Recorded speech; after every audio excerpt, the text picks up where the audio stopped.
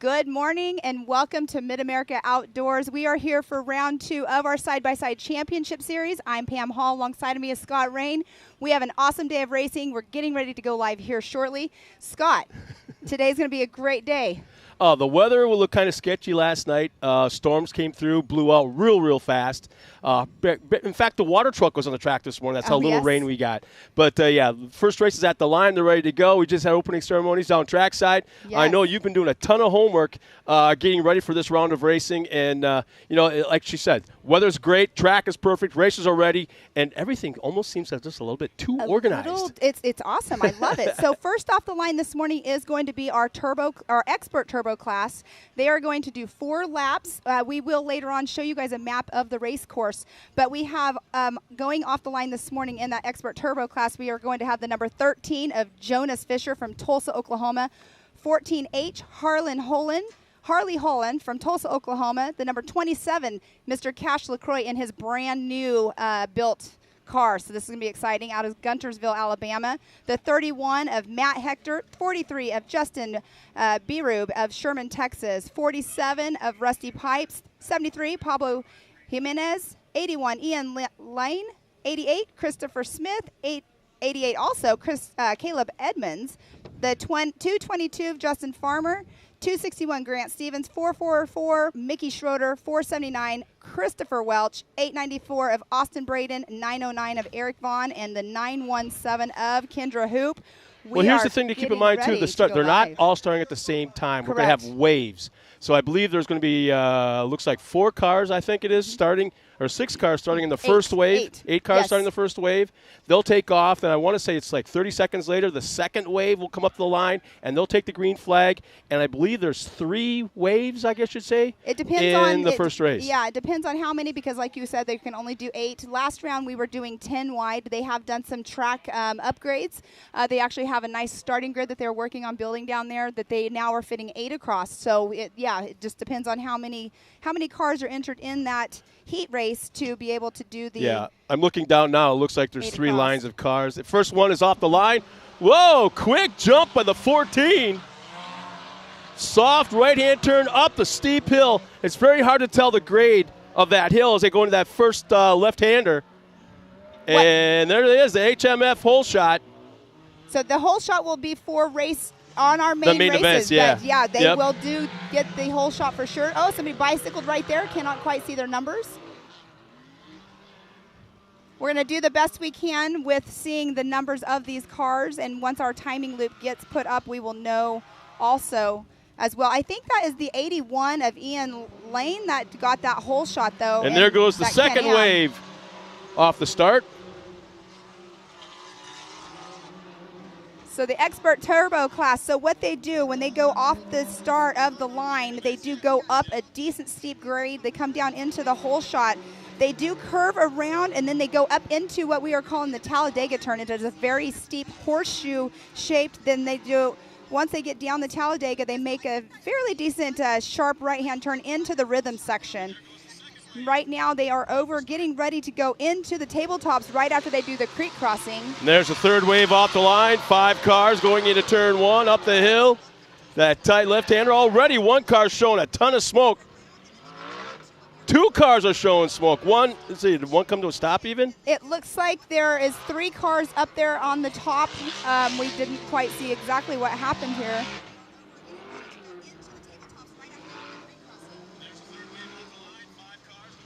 And it looks like there is only going to be 3 waves of cars coming off the line. So everybody's on the course right now racing.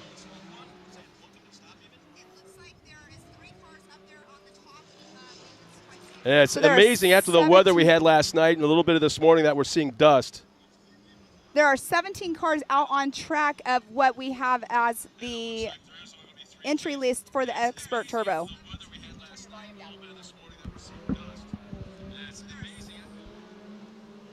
All right, and across the line is that number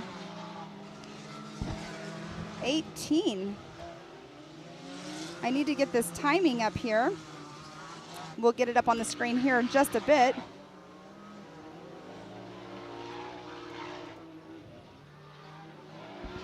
They've had, I think it's been 3 short practice sessions since yesterday. And on screen there you have the 88, and that is the Mr. Cash LaCroix on screen there, battling it out.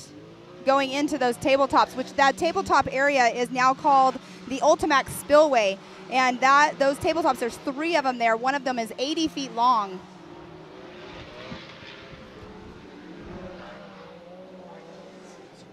There is action all over the course here. We have a good battle that is getting ready to go into the Talladega turn here in just a moment between 3 different cars.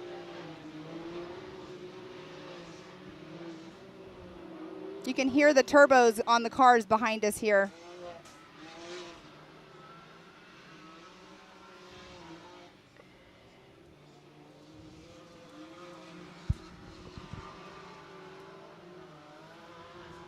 First off, we got to welcome everybody back home, wherever you're at watching us. Thank you so much for tuning in early this morning for our Expert Turbo Class race, the first one off the line.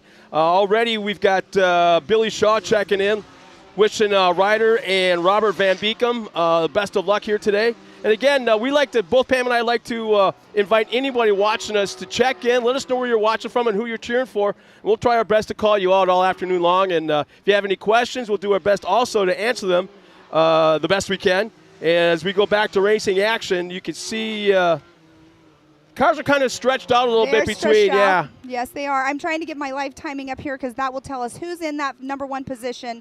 We can give you guys at home the link as well to be able to watch, if you would like to watch the live link, what we watch here on the live show here at Mid-America. Man, you can't ask for better temperatures right now. Oh, it's nice. I want to say 70, 71 maybe right about now. It's probably roughly around that. It's a beautiful day out here. Like you were talking about the weather earlier, I was a little worried at 3 o'clock this morning. I woke up to thunder and lightning. Wow. Lots of thunder. It made me smile. It really did. Looks like that might be Cash LaCroix off to the side there. There was a yellow flag. I believe that is Cash. And just as you say that, Trey Moore checks in and go get him Cash. I can't confirm, but I'm pretty sure that was Cash LaCroix. He has that brand new built Johnny Greaves Polaris. Greaves Motorsports built that for him.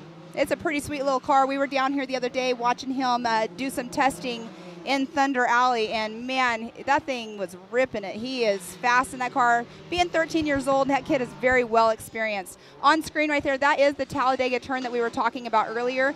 It doesn't give you any justice of how steep that hill actually is, but it is definitely, we actually did it in a Ford F-250 Super Duty the other day, so we could do it in that truck, so these cars have no issue doing it. But it definitely is super steep and downhill. The camber, when it goes right, you just want to make sure you're set up for it as well. Yeah, just as it looks like you got a fan. Brian Stone checks in from Pennsylvania, says, "Hi, Pam." Hi, Brian. Hi, Pam. Just so you know, Brian, she's smiling, her pearly whites. Thank you for tuning in. It's an exciting racing is going to be happening all day long here.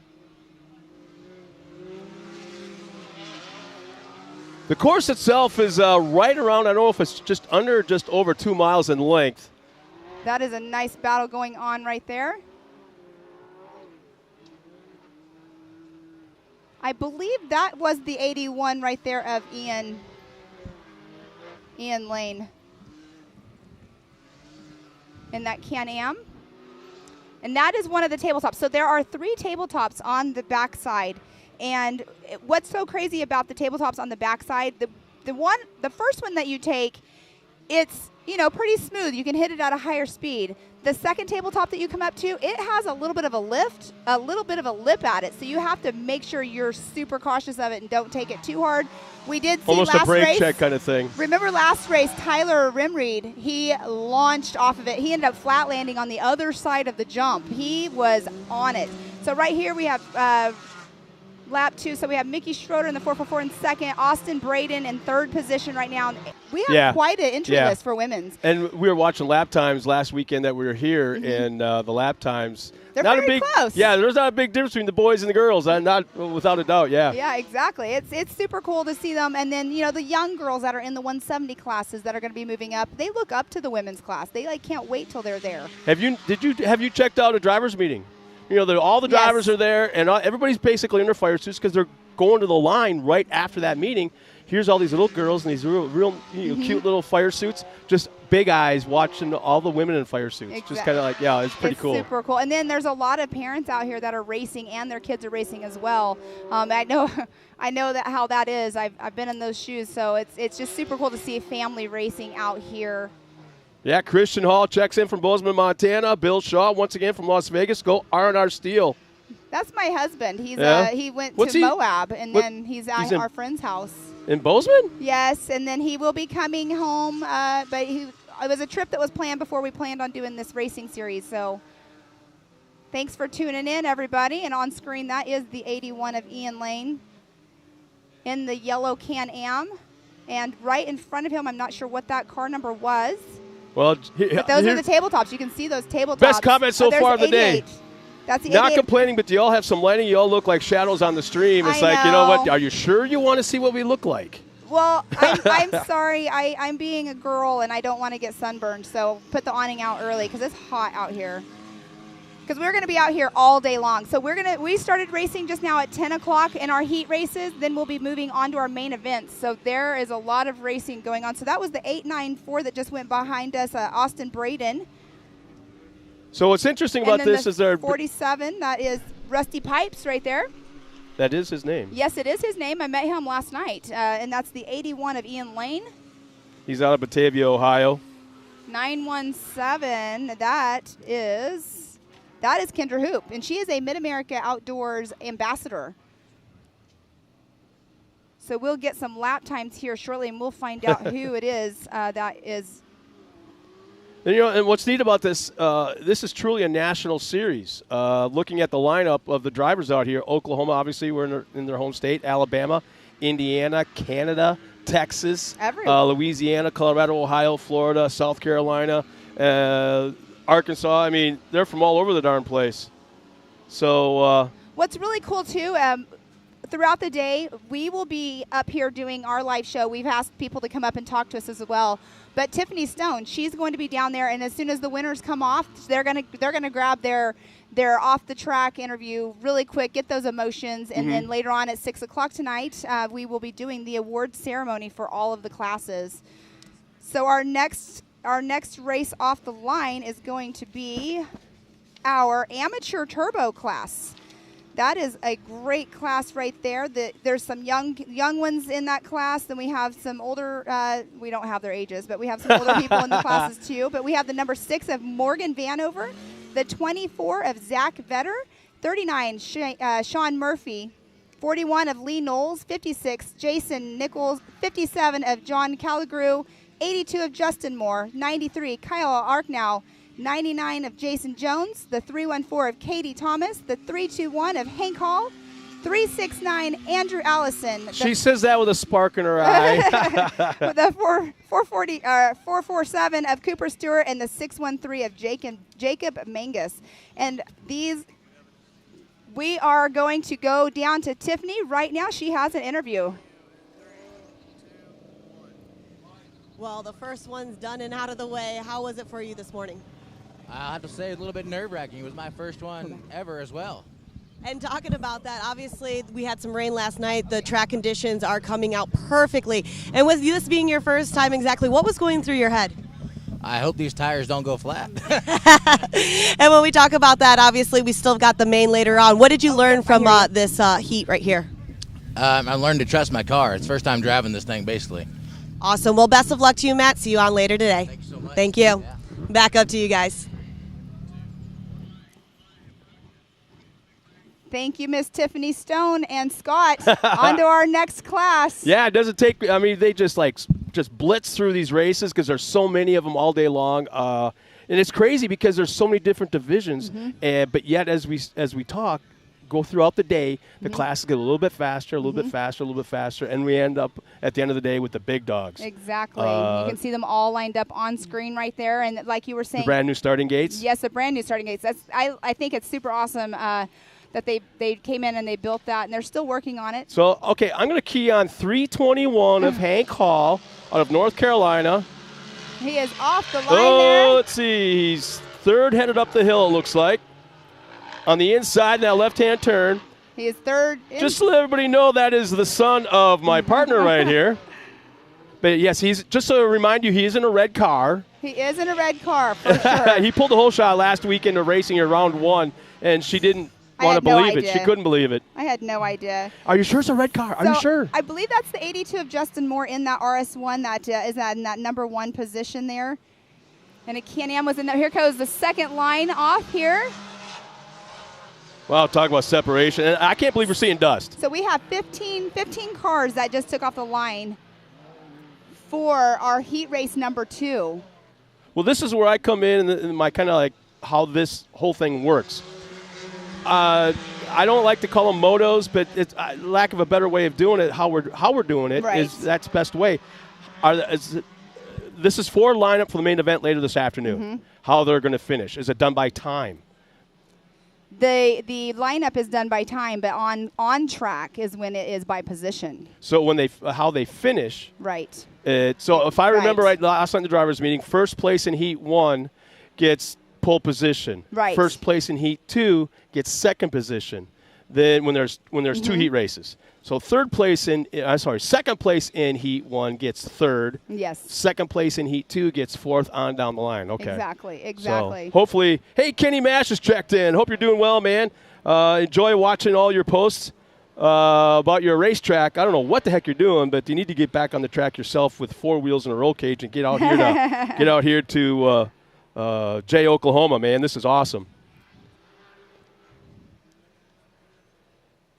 So we've got we added 3 or 4 new cameras to the course, so plus drones. We do. I believe they said we have 5 drones on course. 5? Wow. Oh, wow. Somebody just went on the inside of that turn there. So it looks like we do have the 82 is in number 1, Justin Moore. Hank Hall is in that second position right now. And on screen, they are in that Talladega turn. So on screen, the 82, Justin Moore. Now the timing is up there. We'll get their lap times they haven't completed a lap yet, so there's no lap time to register. Hank Hall's in that number 2 position. We'll find out that 3rd position here momentarily. Yeah, I got to tell you, Kenny, this track has got your name written all over, man. You got to get out here, bud.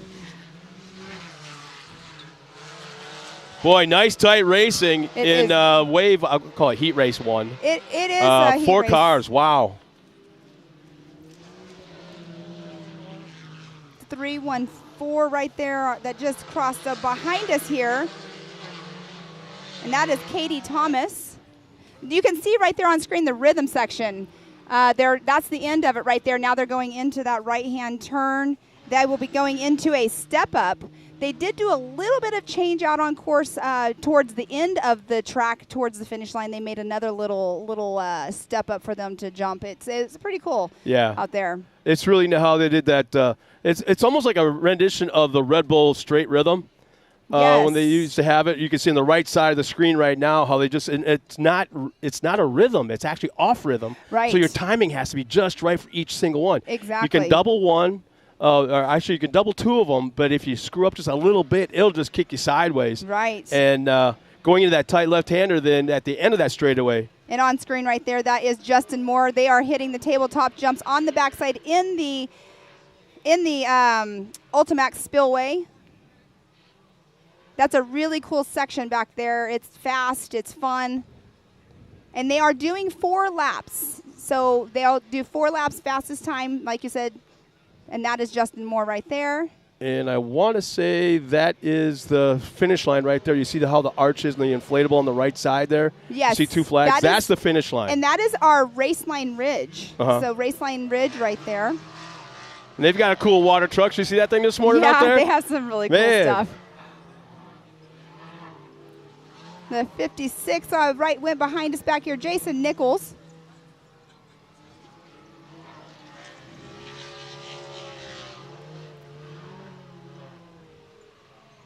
So you can see how the track is changing. Just look at the different colors of the dirt. The real tan, light color is the dry, dusty areas where it's almost orangey brown. That's where the moisture is, and that's where the traction is. And I found out walking the pits yesterday and last night, there's such a diverse theory on what kind of tires work here. I know there's so many different people running so many different tires. Definitely everything out here. From a Hoosier tire that looks like it comes off a sprint car to a street tire, a car tire right. that you bought down at an auto parts store Just in town DOT here. Tire. Yeah, and they groove them. So it's really interesting to see how these guys work it. And there was one guy that came off the track last night after practice with 2 bald tires. Both of them just bald. You wouldn't think that, but out here on the track, it does get a blue groove going. Really and abrasive. They're harding, they're running hard because they want to know how their lap. It looks like right there was the 2:61. I'm not sure who that might be. The last race was just pulling their car off course. It was Grant Stephen. You could see in the corner of the camera. But right now, that is Justin Moore is still out there in that number 1 position. So Justin Moore from Stevensville, Texas. He's out there in a Polaris RS1. John Calgrew is in that number 2 position in the number 57. This is all on timing.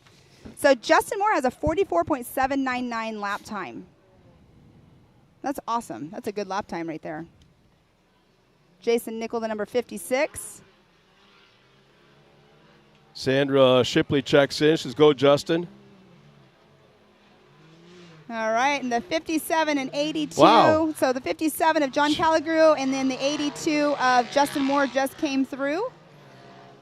Somebody just cut the course. I mean, it looked like it was a split lane. Yeah, the couple cars have done that. I've been noticing, watching up on the live screen here. So we have Katie Thomas on screen.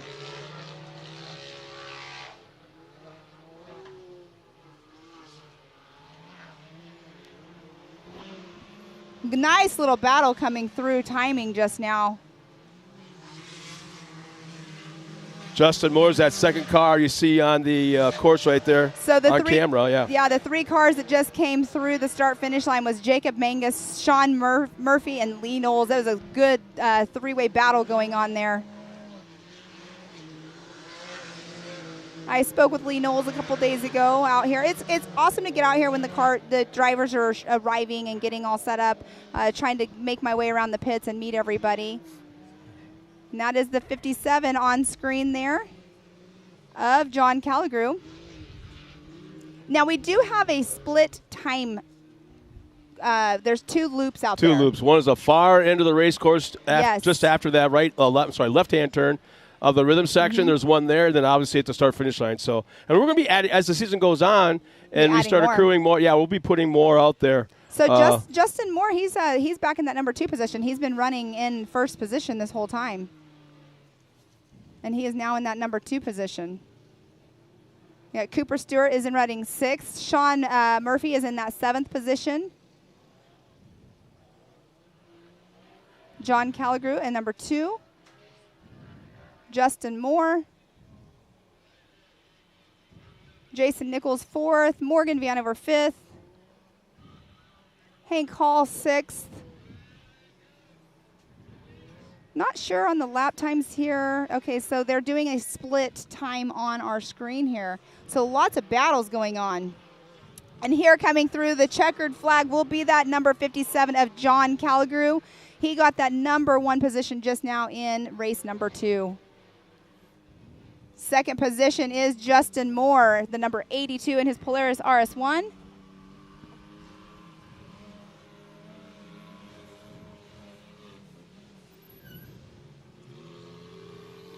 Just so a quick mention I'm sorry. In that 3rd position, Katie Thomas. No, that was not Katie Thomas. That was the 56 of Jason Nichols that came through in that 3rd position.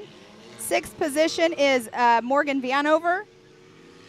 It's a 613 of Jacob Mangus. Man, they're all Can-Ams. I know. There's only 2 Polarises out there. My kid's in 1, and then Justin Moore, 82, who just got 2nd position, is in that 2nd. He's in an RS1. Well, this is a turbo class, so I'm not sure if he has a turbo RS1 or if he just rebuilt it to be a single seat. Well, Polaris. take care of that takes care of race number 2. Yep. So just some upcoming events to think about real quick if you want to knock this off your bucket list. Coming up on May 27th and 30th, that's Memorial Day weekend. We're going to have round 3 of Mid-America Off-Road Racing and the Pit Bike Series round number 4, as well as America Pro Rock Racing going on that weekend. right here at Mid-America Outdoors. And then the big one, what everyone's looking forward to, is oh, I'm sorry. Let's go trackside now to Tiffany Stone. Tiffany. All right, Tiffany, coming to you in 3, 2, 1. Well, John, it's a beautiful day, and you're getting your helmet on or off right now, but it's always good to chat with you. We've talked before. The weather conditions are perfect right now. The rain came through, made the track pristine. What was it like from your view? Honestly, it was awesome. This morning in practice, it was slick, but after a few more practice rounds and a couple races, it's awesome out there. Awesome. And now going into the final for your main later on today, what'd you learn so far? Nice and smooth. Nice and smooth. Smooth wins the race. Perfect. Well, I'll let you get back there. And like John was saying, everybody, nice and smooth, nice and smooth. Back up to you guys. Thanks a lot, Tiffany. Once again, the upcoming events, don't forget, you want to knock off this place off your bucket list. These are the weekends to do it. May 27th through 30th, it's Memorial Day weekend. We've got round 3 of the Mid-America Outdoors Side-by-Side Championship Series. June 17th and through the 19th, we got Pro Rodeo as well as round 4 of the Side-by-Side Series. And then what everyone's kind of gearing one eyeball on right now. We're watching. Yeah, exactly. We're watching. Obviously, the next 2 rounds coming up, but one eye's on Visions coming up July 13th through the 17th. Go to our website, check it out. God, we got lots of racing to go. We're just scratching the surface of the start of the season so far. Exactly, we are. And we are on race number 3 right now. We are on the 170 class, the 9 through 12 age. Yeah, we're going to downshift just a little bit. We are. It's they do not race the full course that the larger vehicles do. So they do have a little bit of a cutoff that they have been doing a pre-run on and everything. But they are going to do 4 laps as well. Okay, and here's our lineup as they come out onto the course, getting ready and staging. In the 3C from Enola, Oklahoma, Case Beeman. Tillman Ewing is in the 06 from Tupelo, Mississippi. He's in a Polaris. Let's see, in the 18, Anson Caraway from Blue Ridge, Texas, in a Polaris.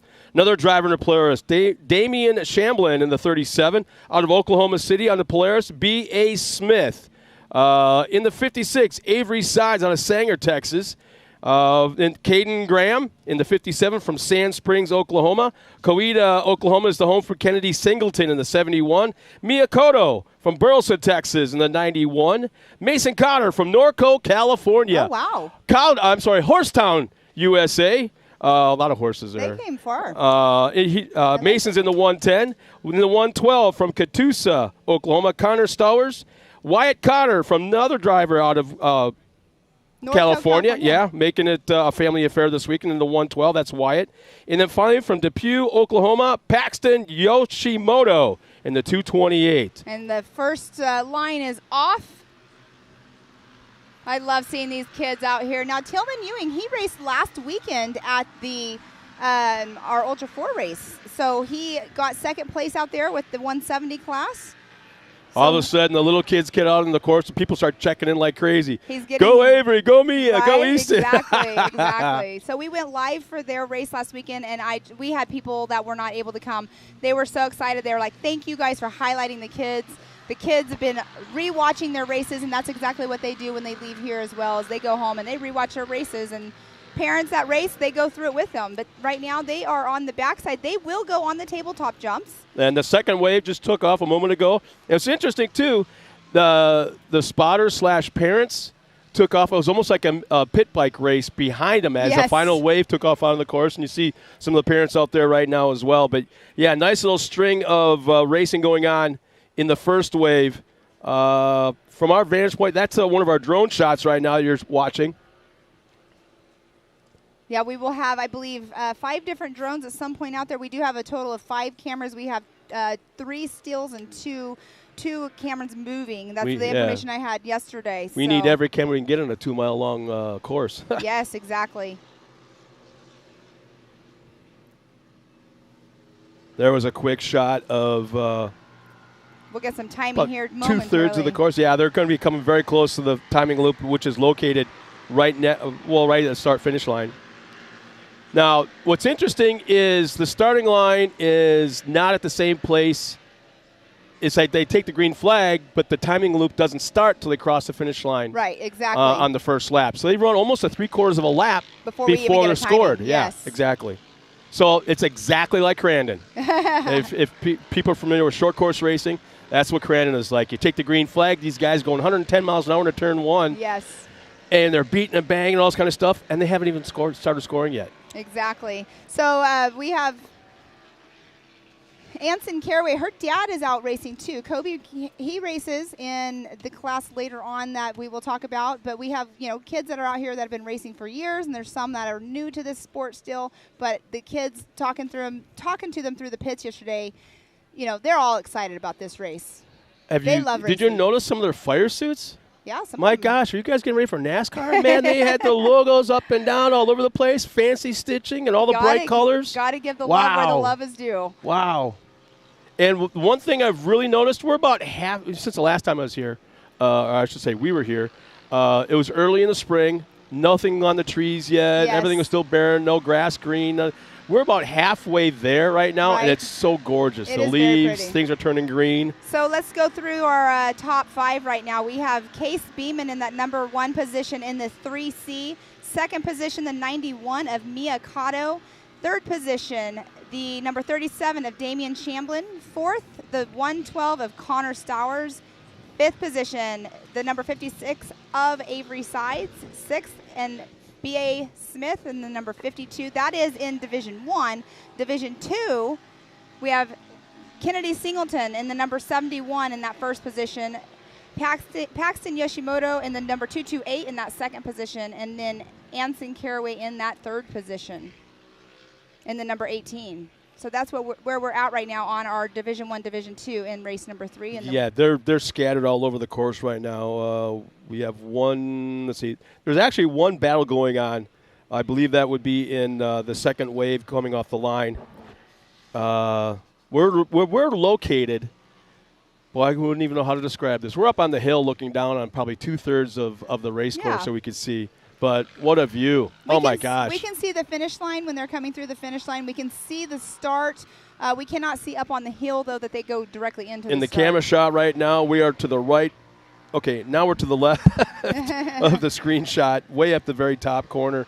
But this is the kind of place where bring Grandpa and Grandma along. They can hang out by the camper, put them on the hill underneath a tree, and they can just enjoy the weather while you guys go out there and race. It's like exactly. And so you're talking about that, but down here also there are covered seating areas that they can come down here and sit. You don't even have to bring your own easy patio up. decks. I mean, there's a couple of food trucks here. And the food trucks are amazing. Yep. We also have the restaurant up there in the pro shop. That food is amazing.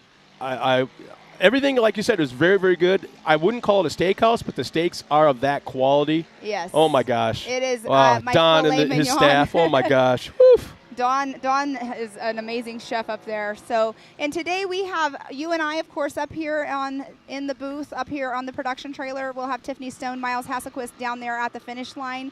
And then we have Joey Beck and Matt Edmondson. They are down. They are talking live to our crowd. So they're doing the PA. Yeah, we're doing the PA. We have a great crew of people here this weekend. But we do have, like I said, Case Beeman just came through in that number 1 position today from in Oklahoma. So Miss Tiffany Stone here, whenever they get up there and set, she'll get us an interview with Case. Oh, from Enola, Oklahoma. I'm sorry. Quick look. Mia Cotto in that number 2 position, Damian Shamblin 3rd, Connor Stowers 4th, Avery Sides in that 5th position. Now, that last race, let's see, the age was they 9 to, I'm sorry, no, race 3. Yeah, there we go. 9 to 12. 9 to 12 years old.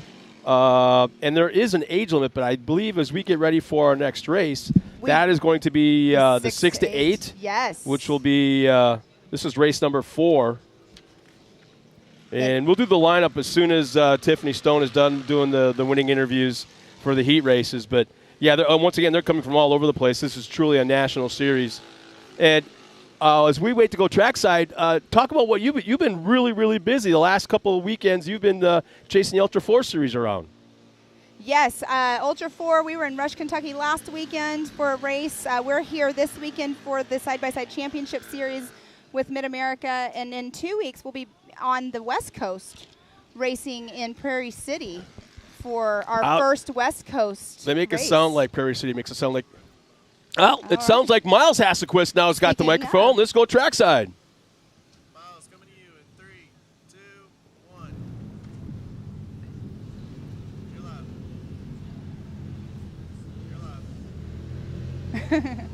So I'm down here with Kennedy Singleton. You just ran this 170 race. It's a 2-mile lap out there. How much fun did you have? It was really fun. What was your favorite part of the track out there on the course? The back part for sure. Yeah, so you get a lot of speed back there. But when you're not out on the track, what's your favorite part about here at Mid-America Outdoors? Getting to see the new things that they're doing. It's pretty amazing what they do to put on in this race, isn't it? Yes. And obviously the racing's why you're here to have fun, but everything behind the scenes they do to put this thing on is just an amazing job they do, isn't it? Yes, it is. Well, you did a great job in your first race. We'll get you back out there, get this car checked out, and have a lot of fun. So Kennedy Singleton, good luck on your next race, buddy. Back to you guys. Thanks a lot, Miles. And it's kind of cool to have him here. It's nice to see, it's kind of fun to see Miles out of his element because he's such a walking encyclopedia of information when it comes to Ultra 4 racers and that series. Right. That you put him in some place he's kind of like not really keen to. Right. He's like, he's such a fun personality and truly a caricature of this, a character of this series. Right. Well, but, it's learning for sure. Yeah. Let's go to our lineup now for race number 4. Here's our starters from Collinsville, Oklahoma. That's number 7, Jay Spisecki. 11 of Luke Anderson from Claremore, Oklahoma. Stroud, Oklahoma is the home for Tanner Thompson. You know that young guy, huh? Yes. And then the 22 is Caden Vanover from Claremore, Oklahoma. Maggie Flores in the 47Y from Houston, Texas. Another driver from Whitney, Texas is the 63 of Code St. Peter. We had a chance to talk to him last night. Yes. Kind of a cool little guy. Another one that's got one of those fancy fire suits. Right. Blaine Singleton from Coweta, Oklahoma in the 98. Easton Helms from Schulenburg, Texas in the 111s. Skiatook, Oklahoma is a home for Bentley Fagan in the 135. And Camden Ledbetter from Aluga, Oklahoma in the 356. That's our lineup. I'm not sure if we're going to turn them all loose all at one time with just a few numbers. We'll find out real quick.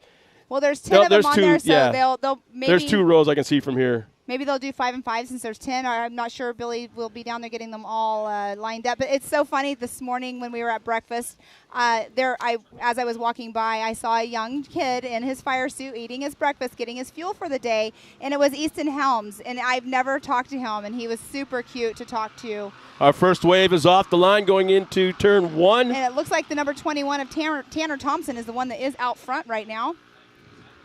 So he got a good start. See, what I like about the start for the 170s is it's a straightaway. It is. And they get a chance to separate before going to turn 1. Exactly. Otherwise, you'd see all kinds of banging and beating on these young drivers in their cars. And there's the start of second wave going into turn 1. And here comes the pit bike race of the parents and spotters. Well, I'm not sure about here. I haven't clarified that. But like normally at other short course race series, the younger kids, well, normally you have to have a spotter. So, like right now, the kids, they need to have a spotter because it also helps them drive and helps them learn as they are racing. And oftentimes, being a parent of a driver that used to be in the trophy carts, in the mod cart situation, that was the only time he ever listened was when he was being spotted. Take him home? Nah. Right. On the pits? Nah. But on the racetrack, you're spotting for him is the only time he ever listened. Exactly. And that looks like out front still is the number 21 of Tanner Thompson. Yep.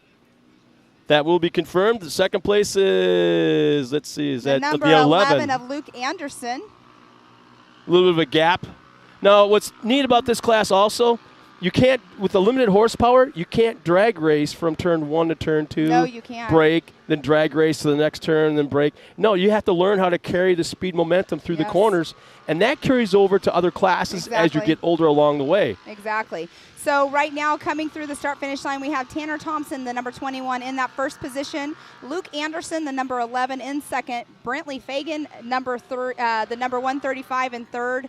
Easton Helms in fourth position in the 111. Caden Vanover, the number 22, in that fifth position. And that is in the Division 1 of race number 4. Division 2, we have Code St. Peter, the number 63 in that number 1 position. Maggie Flores in the 47Y. Jace Buzetsky in the number 7 in that third position. Camden Ledbetter, the number 356 in fourth. And Blaine Singleton in that fifth position in the number 98.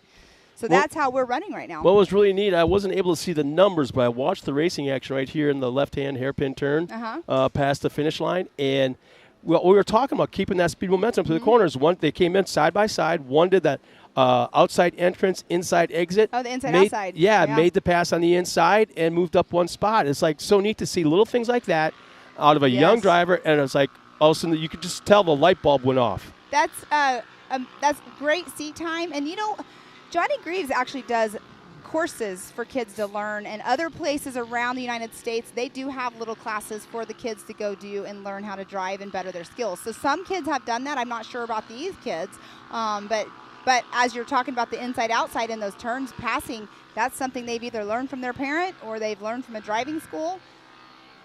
Or e-racing. Or they just know. Or iRacing. iRacing. Yeah. That is very true. Very, very true. So yeah, there's a pretty big gap now between just about every car out there in the race course right now. Well, we got a couple more people checking in. Matt Horton, go Damien. Belinda Shamblin, also go Damien. Marky Hutchinson, gas on it, Avery.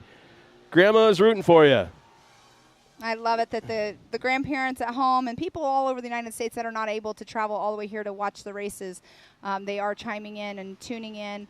And as we always say is, make sure you're watching the live feed, here, or you can watch on YouTube. You can go to the MAO app, which is a great thing to have downloaded on your phone because you can go straight to the live streaming on that app. So we have number 1, Tanner Thompson. Tanner's smoking the field right now. Yep, they're getting the white flag as we speak. So you have Tanner Thompson still in that number 1 position. Code St. Pierre.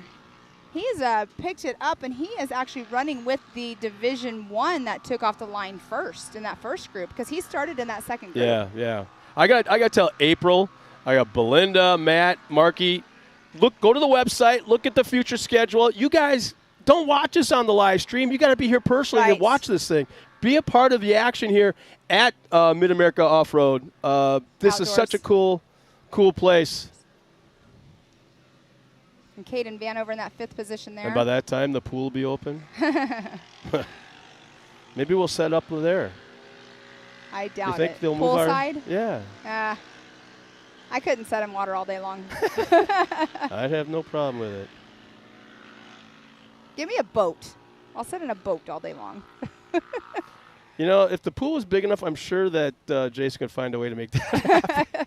Well, there is a lake house over here on the other side, but we wouldn't see any of this. And it looks like here comes our winner off the course. And not slowing down one bit. That's the 21. That's Tanner. Well, these little guys have to keep their momentum coming up this hill. Yeah, got to make it up the hill, get off the track. They did not get him stopped there. So maybe they'll catch the next one coming There through. comes the 11. Another 11 of Luke 63. Anderson. 63 is Code St. Pierre. St. Peter. You never correct a woman. saying. I know you kept saying it, but I'm not going to correct a woman. Yeah, I don't care who you are. If you're my wife or not, I'm not going to correct you. I have no idea why Kate keeps I saying. don't know. And I you met got this him. Canadian thing going on or something. I didn't know. No idea. There's the 135 of Bentley Fagan. Triple ones. The 111 of Easton Helms. That's the little guy that I talked to at breakfast this morning. I love talking to these little guys, these little girls. So fun. All right. It sounds like Miles is down trackside. So down to you, Miles. So we're back down here in the pits. We just got done running this. I'm down here with Code St. Peter's. Had a great race. How much fun did you have out there on the course? Very fun. So what's the funnest part of the track out there for you? The jumps. The jumps. Did you get a little hang time out there, buddy? Yeah. And who all is out here helping you at the races? I assume your mom and dad's out here? Yeah. And if I'm not mistaken, you're running 2 separate classes as well, right? You're running the stock and the mod? Yes. Awesome, buddy. So lots of seat time, lots of family time, and that's what it's all about. What's your favorite part of the Mid-America Outdoors Park? Drag race. You like drag racing, huh? Are you going to come back and swim in the pool later this year as well? Yeah. All right, buddy. Well, best luck. I know you're going to be a busy guy out there on course with 2 cars, so I'm going to let you get back to the pits and shake it all out. But Code St. Peter's, thanks for your time, buddy. You're welcome. Send it back to the booth. Thanks a lot, Miles. And I can't help but think that Tiffany's losing out on a little bit of fun talking to little kids down here trackside. I think it's a lot of fun. Oh, yeah. She's having a blast. Yeah, exactly. Well, here's our lineup real quick. They're already at the line in staging for our next race. Again, this will be the 170 stock class, and we've got quite a few, looks like it might be 3 waves in this race. Starting on the pole, number 3 out of Ada, Oklahoma, it's Weslyn Coates. And the number 3, the number 5R, Rossi Thomas from Lowell, Arkansas. Another Thomas from Lowell, Arkansas. It's a 6R of Ryder Thomas from Lakeshore Drive, Mississippi. Caroline Ewing in the 06. Carson Summerfield from Oklahoma. He's driving the 09. Is there an OK Oklahoma? Or is that just a OK Oklahoma? They might have meant Oklahoma City, maybe. Okay, that's a possibility. That's Carson Summerfield. The 22 of Caden Vanover from Claremore, Oklahoma, is in the lineup. Starting alongside of Caden will be Heston Hess from Munster, Texas, in the 022. Paxton Shamblin from Burleson, Texas, in the 37 is starting next. And alongside of him will be Michael Green from Coweta, Oklahoma, in the 75. The 113 of Bear Medlin from Grove, Oklahoma, is in a Yamaha. Alongside of Bear is Haiti Cowan from Bristow, Oklahoma in the 121. Blaze Medlin in the 122 from Grove. In the 126 is Carson Hill from Broken Arrow. I always like the name of that town, Broken Arrow. There's something cool about that. In the 612 will be Atlee Yoshimoto from Depew, Oklahoma. And our next 2 drivers, Emily Fowler from White Wright, Texas, and the 2011 of Aiden Ballinger from Fayetteville, Arkansas on a Polaris. That's our lineup of the 170 stock.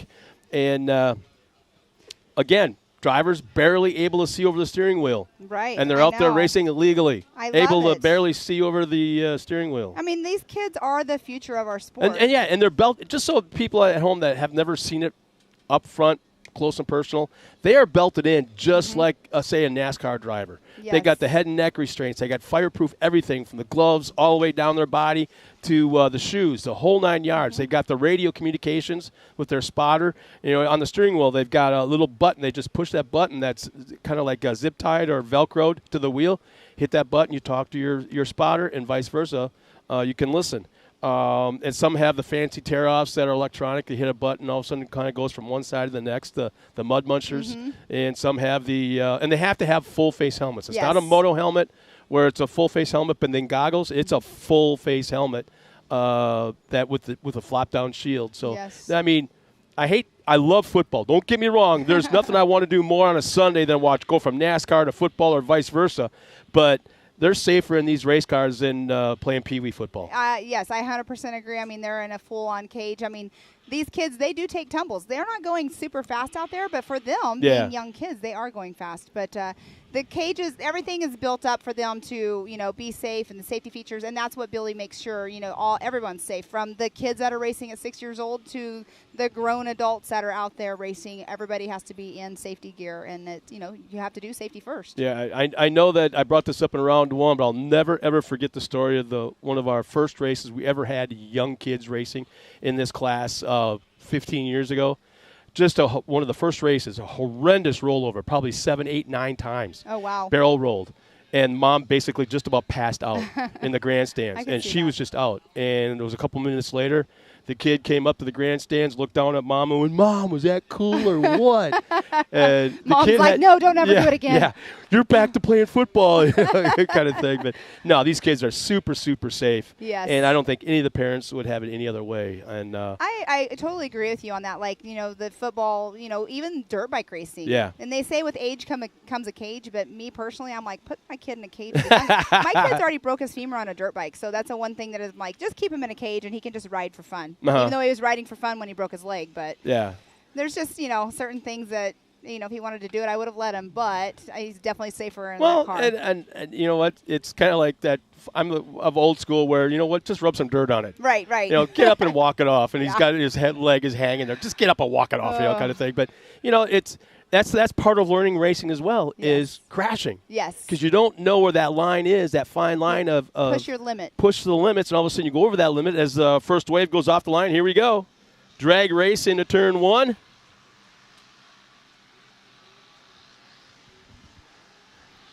I think we have 13 or 14 kids that will be taking off the line in this 170 stock Yeah, class. there's 7 right there. And it looks like I can only see 5, maybe There's 6. 16. So there's 16 on our list here. So this is going to be a little beehive of action right now coming off the line in wave number 2. And Carolina, I can't even talk. Carolina Claire, her brother was just in the last race. They have quite a little sponsorship and a team behind them. They have Jamie McCoy Racing Development, G-Force Racing Technologies, MRT Tires, all things UTV. They have quite the backing, and a lot of these kids do. But look at the race already. This is the closest start we've had yet. Yes, I Going agree. into turn 1, a little tire rubbing. Yeah, that yellow car. Wasn't able to see the number, but that was an aggressive move. Wasn't giving a 1 inch. A little bit of tire rubbing down the front straightaway. Oh, a little contact, tire hopping. And that's, this is such a great class to grow in. The kids learn how to drive in this because even though, they're out here racing, those wheel touching, being open wheel, you do not want to get tangled up with the car next to you. And it's also a training time for mom. Yes. Live with what happens on the racetrack. Yes. It's going to happen. You're going to have to live with it. Exactly. I know. I mean, my kid was out there already, but it's super hard, but it is what it is. And we have Rossi Thomas just came through in that number 1 position. Carson Summerfield in second position, the number 09. Michael Green in the number 75 in that third position. Paxton Shamblin, the number 37 in fourth. Heston Hess, the 022 in fifth. And this is all in the Division 1, the first line that took off. Pam, I've been watching here. There's a tight left-hand hairpin turn that's right behind us. There's a little bit of water that kind of drains down in 2 spots. And it's a very, very tight 180. And watching the cars come in, the smart drivers have it figured out really early on. They go into the corner wide, drive through that little muddy area, and go to the inside pulling out. Well, a lot of the guys, here comes our leader in wave number 1 in the 22. Yes. He just makes it a smooth apex turn through everything. Caden Vanover. Yeah, Caden. Oh, and then we got one sideways, goes up and over. Just a little baby rollover. It's okay, Mom. Grandma, everything's good. We'll get him up on his wheels. That was just a little baby thing. What happened there, he got sideways where it's really slippery, and then all of a sudden he slid into that dry area. Which will grab you, yes. It caught. There was nobody touched him. Nobody pushed him over. There was no contact. He did it on his own. You went exactly where I was going to say when you were talking about that before this happened. Like you're saying, the drivers that are looking forward, or the parents that are telling them, hey, here's where you need to go, so you don't do exactly what you just saw. Yep.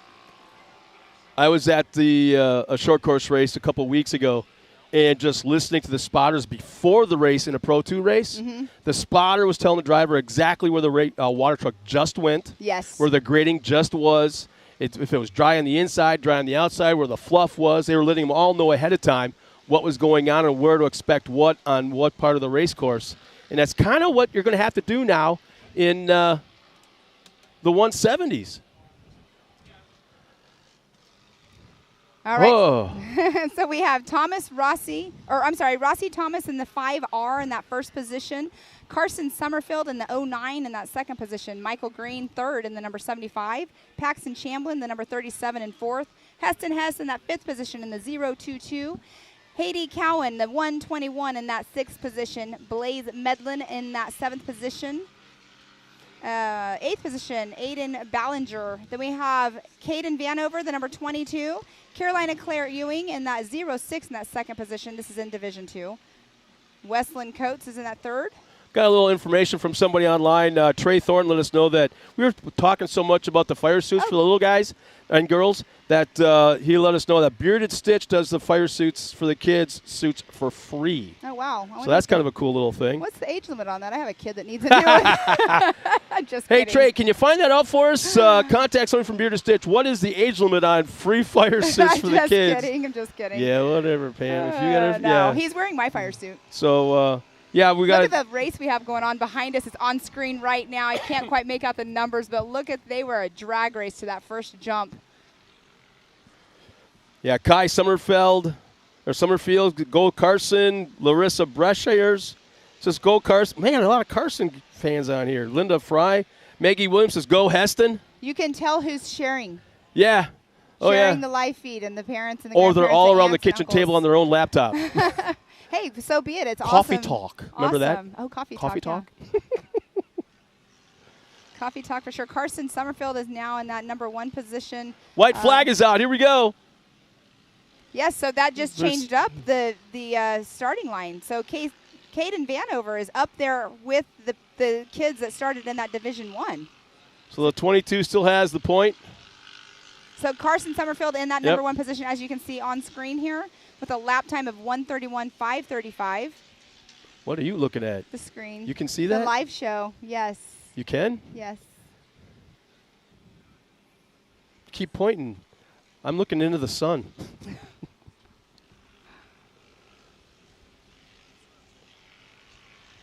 No, it's these kids are out there having a blast. You know they are. They come in with all smiles, no matter where they're at. They're out there on the race course. A little maneuvering going on for a position change, going into turn 1, I believe it is, yeah? It looks like Emily Fowler just came through. Carson Summerfield just came through with the number 1 position. Rossi Thomas, number 2 in the 5R, and Michael Green, the number 75. That's our 1, 2, and 3 so far with the checkered flag. That would be in, let's see, wave number 1. Yes. Well, here's the cool thing that I noticed early on, going back to the trophy car days when we first started, and I've noticed it's no different even today, 15, 16, 17 years later. They're out there in the racetrack. The kids are beating and banging on each other, flipping over and that kind of stuff. And you'd think there'd be animosity, we'll call it that, after the race. No. No, it's they like go 10 riding minutes their later. bikes through the Yeah, pits. you go 10 minutes later, they're out there playing catch with a Nerf football or I've been playing there. flashlight tag or whatever. The same kids that were just beating on each other. That's been one of there. the coolest things. That's yeah. where my kid started out with off-road racing. He was started out in a trophy cart, and then he went into a 170, and then he raced both, and then now he went into a RS1 later on, and now he's out here in a amateur turbo class. So, these kids, it's just so cool. Like you're just now saying, they're out there on course and they're battling each other. They're having a lot of fun. But then, like you said, 10 minutes later after the race is over, no matter if they got into each other, they're off playing. Parents is a different story, but the kids are having a blast. Yes, the kids have a blast. This is a great thing. It sounds like we have Miss Tiffany Stone down there with Carson Summerfield. Down to you, Tiffany. Carson, it's such a good time to talk to you. You came up and you said, hey, remember me? It's Carson. Well, yes, I do, buddy. How was today's heat for you? It's good. I like it. I love racing. I like going through the tracks and beating people. I like getting first or second or third. But I most like getting first. This is my second race, and I'm ready for the next one. And my dad, named Joe, and then my dad's friend named Joe, they helped me do this, so I like it. Awesome. Well, Carson, you've done a good job. And like you said, you like getting first, second, or third. Well, buddy, you did so good this day. Now we're going to get ready for the main. Best of luck. I'm going to let you get back there and get situated, okay? Okay, bye. All right. Carson down here is excited. We are all excited. Back up to you guys. Thanks a lot, Tiffany. And, yeah, Tiffany's having fun. I'm hearing some chuckling in that voice of hers as she's talking to kids. Well, our next race is the 170 mods, and this is quite the lineup here. A lot of them have already been on the course in previous races in the 170s, and it's a stacked field as far as numbers. Looks like we have almost 20 kids out there, but here's our lineup. From Ada, Oklahoma, in the number 3 is Waylon Coates. From Collinsville, Oklahoma, Savannah Bezecki. I keep screwing that up. Bezecki? I actually have a video I'll show you later of how to say their last name. A video of it? How to say it? Somebody got them to say it for us. Okay, that's in the 14. And Tanner Thompson, we know that name again. From Stroud, Oklahoma, the 21. Dover, Arkansas is the home of Riley Jones in the 36. Maggie Flores from Houston is in the 47Y. B.A. Smith from Oklahoma City is in the 52. Avery Sides out of Sanger, Texas is in the 56. Sand Springs, Oklahoma. Caden Graham in the 57. Code St. Peter. There we go again. Not St. Peter. Not St. Peter. I'm sorry. Code St. Peter's from Whitney, Texas in the 63. Coweta, Oklahoma is the home of Kennedy Singleton in the 71. 88. Carmen Gaines from Owenton, Kentucky is lined up alongside Mason Cotter from Norco, California in the 110. And Wyatt Cotter, oh boy, brothers alongside each other. From Wyatt Cotter's in the 112, also from Norco, California. And Greenville, Tennessee is the home of Riley Lutz in the 538. Well, and Wyatt and Mason already raced earlier on, too. Yep. So they made the trek here from California. That's awesome. It's definitely this is a place that I would say you guys need to come race. The short course here is awesome. The track is pristine. So there's nothing that is not family friendly about this place at all. Right. If they're having something that's adult, I won't say adult only, There's 14 entries coming up in this next race, but now that we got that figured out. Right, exactly. There's nothing that isn't family-friendly, but there's also adult, I won't say adult only, but Right. adult fun Right. going on in other parts of the race course as All the right, first first wave off the is off the line. line. A whole different sound, Pam. Yes, and that looks like that is the number 3 of Waylon Coates, I believe, that got that little hole shot out there. But he's got a little action going on the inside of turn 1. Is anybody going to be there? Oh, gets through the turn just close. Oh, Very no. close, though. We have a little Oh, rollover yep. there in the turn. Wave number 2 off the line. This is going to be close.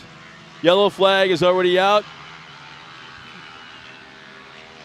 You got the yellow flag out. You got the last division going out on course, and then you have what you were calling it, the parents, and they have their own race to their spots as well. Well, here's how the I yellow. know how that feels. I've been there. Yeah. Oh, I know. Yeah.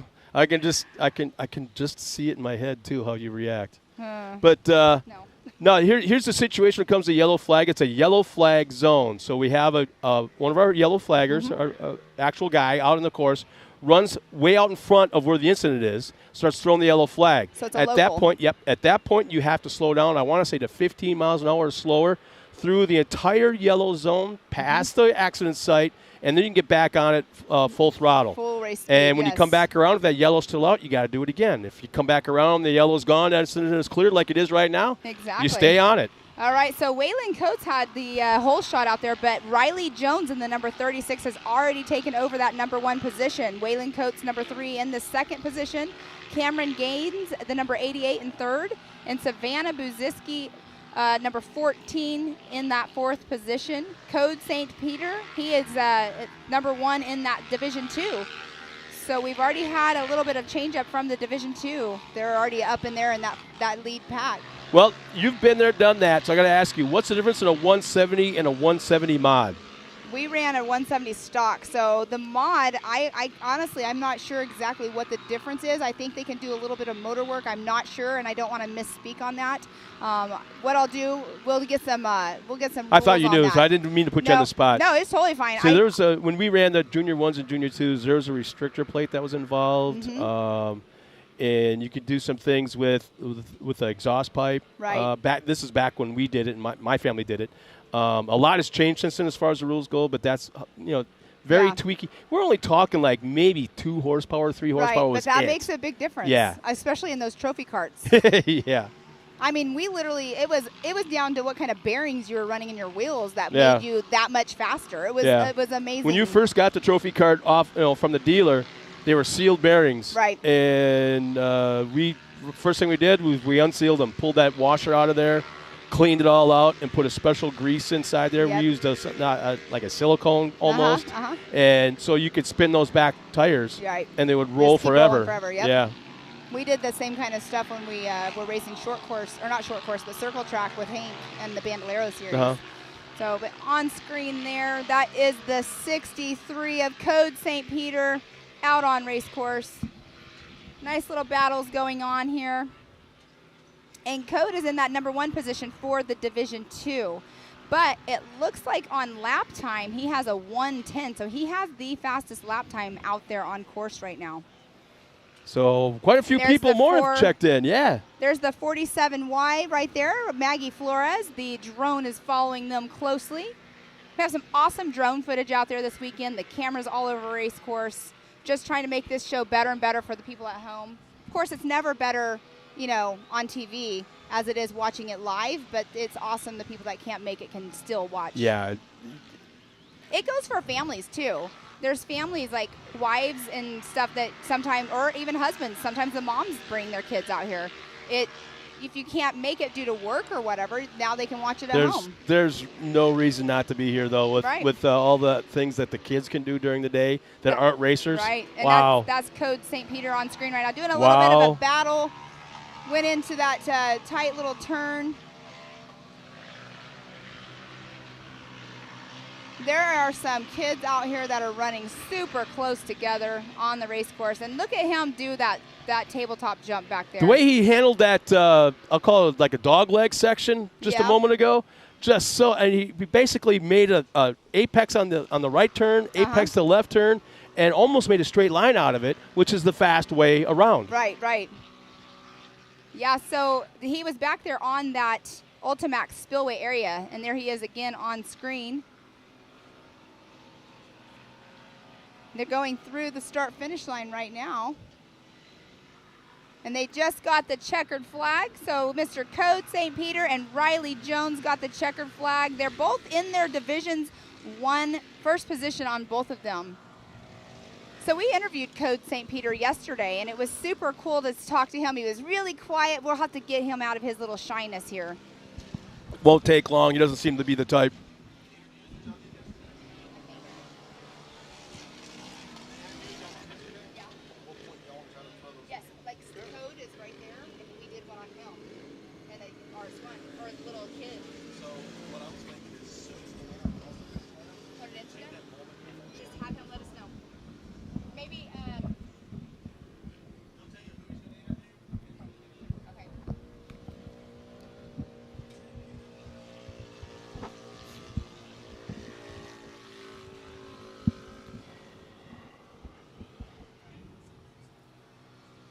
All right, Riley Jones first, Waylon Coates second, Cameron Gaines third, Savannah Buzeski, I got to look at that name again, fourth position, Briley Lutz in the fifth.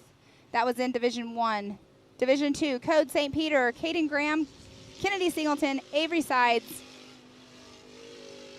And that's our one that we have had 9 come through the start-finish line here thus so far. All right, and we're going to go on down to Miss Tiffany Stone. She's going to be down there with Mr. Code St. Peter. Down to you, Tiffany. It's so good to see Carmen. Carmen, you've got a big smile on your face right now. How was that heat race for you? Good. I'm pretty sure I got third in my heat. And talking about that, what did you learn so far to be able to put in the main race for later on today? I just learned to keep it fluid just like I did this morning. Awesome. Well, best of luck to you. Is there anybody that you want to say hi to or thank right now? I would like to say hi to my Nana and my family at home. Perfect. Well, best of luck to you, Carmen, later on today, and back up to you guys. Thanks a lot, Tiffany, and nice job, Carmen. But, man. I love that. When the kids get over that shyness and are able to open up, that's when it really gets fun. That's when it really, really gets fun. Super cute. And yesterday we got to sit down with some people and do some interviews, and so we are going to go and show you what we got to talk with them about. Hey everybody, I'm down here in the pits with Mrs. Jen Mayo. She is racing in the women's turbo class. You moved up this year. Yes. What's the difference in the class? A little more competitive, a lot faster cars. So, pretty excited to see how this goes this year. Did you have to change your driving style up coming from an NA going into the turbo class? Oh, definitely. I'm still trying to figure this car out. It's a lot. Well, it's been fun so far this year, and you have a lot of competitive women in your class. How do you feel about all that? I feel great. The women in our class are great. We're all friends. It's a good camaraderie in our class. That's awesome. So exciting for the race tomorrow. And you have any tricks up your sleeve to try to do anything different this weekend? No, I'm still learning the car, so we're just going to keep pushing and see how it goes. Awesome. Well, good luck this weekend. Back to you. Awesome, and that was an interview with Jen Mayo. Her and her husband both race, and like on the interview, I was saying she stepped up from the NA class this year. So she, it's fun to like see the husbands and wives out there. They're in completely different classes, but and it's good to hear that all the women that are in the women's turbo are all And one thing I friends. noticed, just walking around, I was behind you guys, but I was watching everything. It's getting to a point where it used to be where the husbands did work on everything, whether they had 2 cars, 3 cars, 1 car, the husband did another guy possibly, and the wife sat there. Not in that case. She was working on her own car. She was doing her own thing, and the husband would kind of peek over there once in a while, but she was doing her own work, which was really cool to see. Yeah, that is super awesome to see. I know, like, you know, being in the position too, like, but yeah, working on cars and stuff. And we were over at Cash LaCroix's camp the other night, and they were just switching out tires, and I made my kid help him out, and you know, it's just help other people out as well too. Yeah. But, well, it looks like. Next up off the line is race number 7 for the day already, and the 22 NA. entries. Who Wow. do we have? So here's our lineup with 22 entries. There still have yet to make we got a little track prep going on, but with 22, we better get at the lineup right now. On the pole for wave number 1 of Yemassee, South Carolina, Haley Boodle in the number 10. Elena Baker from Owasso, Oklahoma in the 12. Gavin Beers from Wakarusa, Kansas, is in the 14 alongside Gavin is the 16 of Aaron Cuevas from Gilmore, Texas. Keegan Cummings from Union City, Oklahoma, the 21. Reese Harrison, the 24 from Royce City, Texas. From Midlothian, Texas is Luke Safrit in the 28. And the 37 is Patrick Shamblin from Burleson, Texas. Kevin Hall from Salisbury, North Carolina is in the 46. Landon Safrit in the 82 from Midlothian, Texas. Halbert, Oklahoma is the home of the 84 Caden Ellis. Logan Ellis from Wagner, Oklahoma is in the 118. Monterey, Louisiana is home of Lake Edwards in the 172. Chad Mayo, the husband of the person we just saw on screen a moment ago, the 401, is from Hickory Creek, Texas. And Ed Mangus from Lebanon, Missouri in the 611. Still, we got quite a few to go. We have Sean Philbin in the 615 from Truxton, Missouri. The 656 of Matt Hazel from Osage Beach, Missouri. Then the 762, Kyle Bedau from Stevensville, Texas. Then we have the 888, Greg Rice of Hazlet, Texas. The 978 of Rick Schroeder from Joplin, Missouri. And the 999, Carsonville from Edgerton, Kansas. And then we have the 1776 of Braxton Moore from Weatherford, Texas. Yeah, like you said, 22 entries, so awesome. I have no idea how many they're going to line up. Probably 16. As many as they can get. So they have to do is 8. 3 waves, probably, yes, yeah. Yes. All right, and we're going to go down trackside to Mr. Joey For the first time this afternoon, Joey, turn it over, man. What do you got? No riding double. Hey, no riding double. Watch, they're going to get off. I'm going to make them get off. Get off. Watch this. No double. Please get off. One at a time. They're coming back. They're coming back. I'm going to act like I'm going to ask them. They're going to be in trouble. I've waited my whole life to be an adult to be able to get on to children like this because I was a children at one point.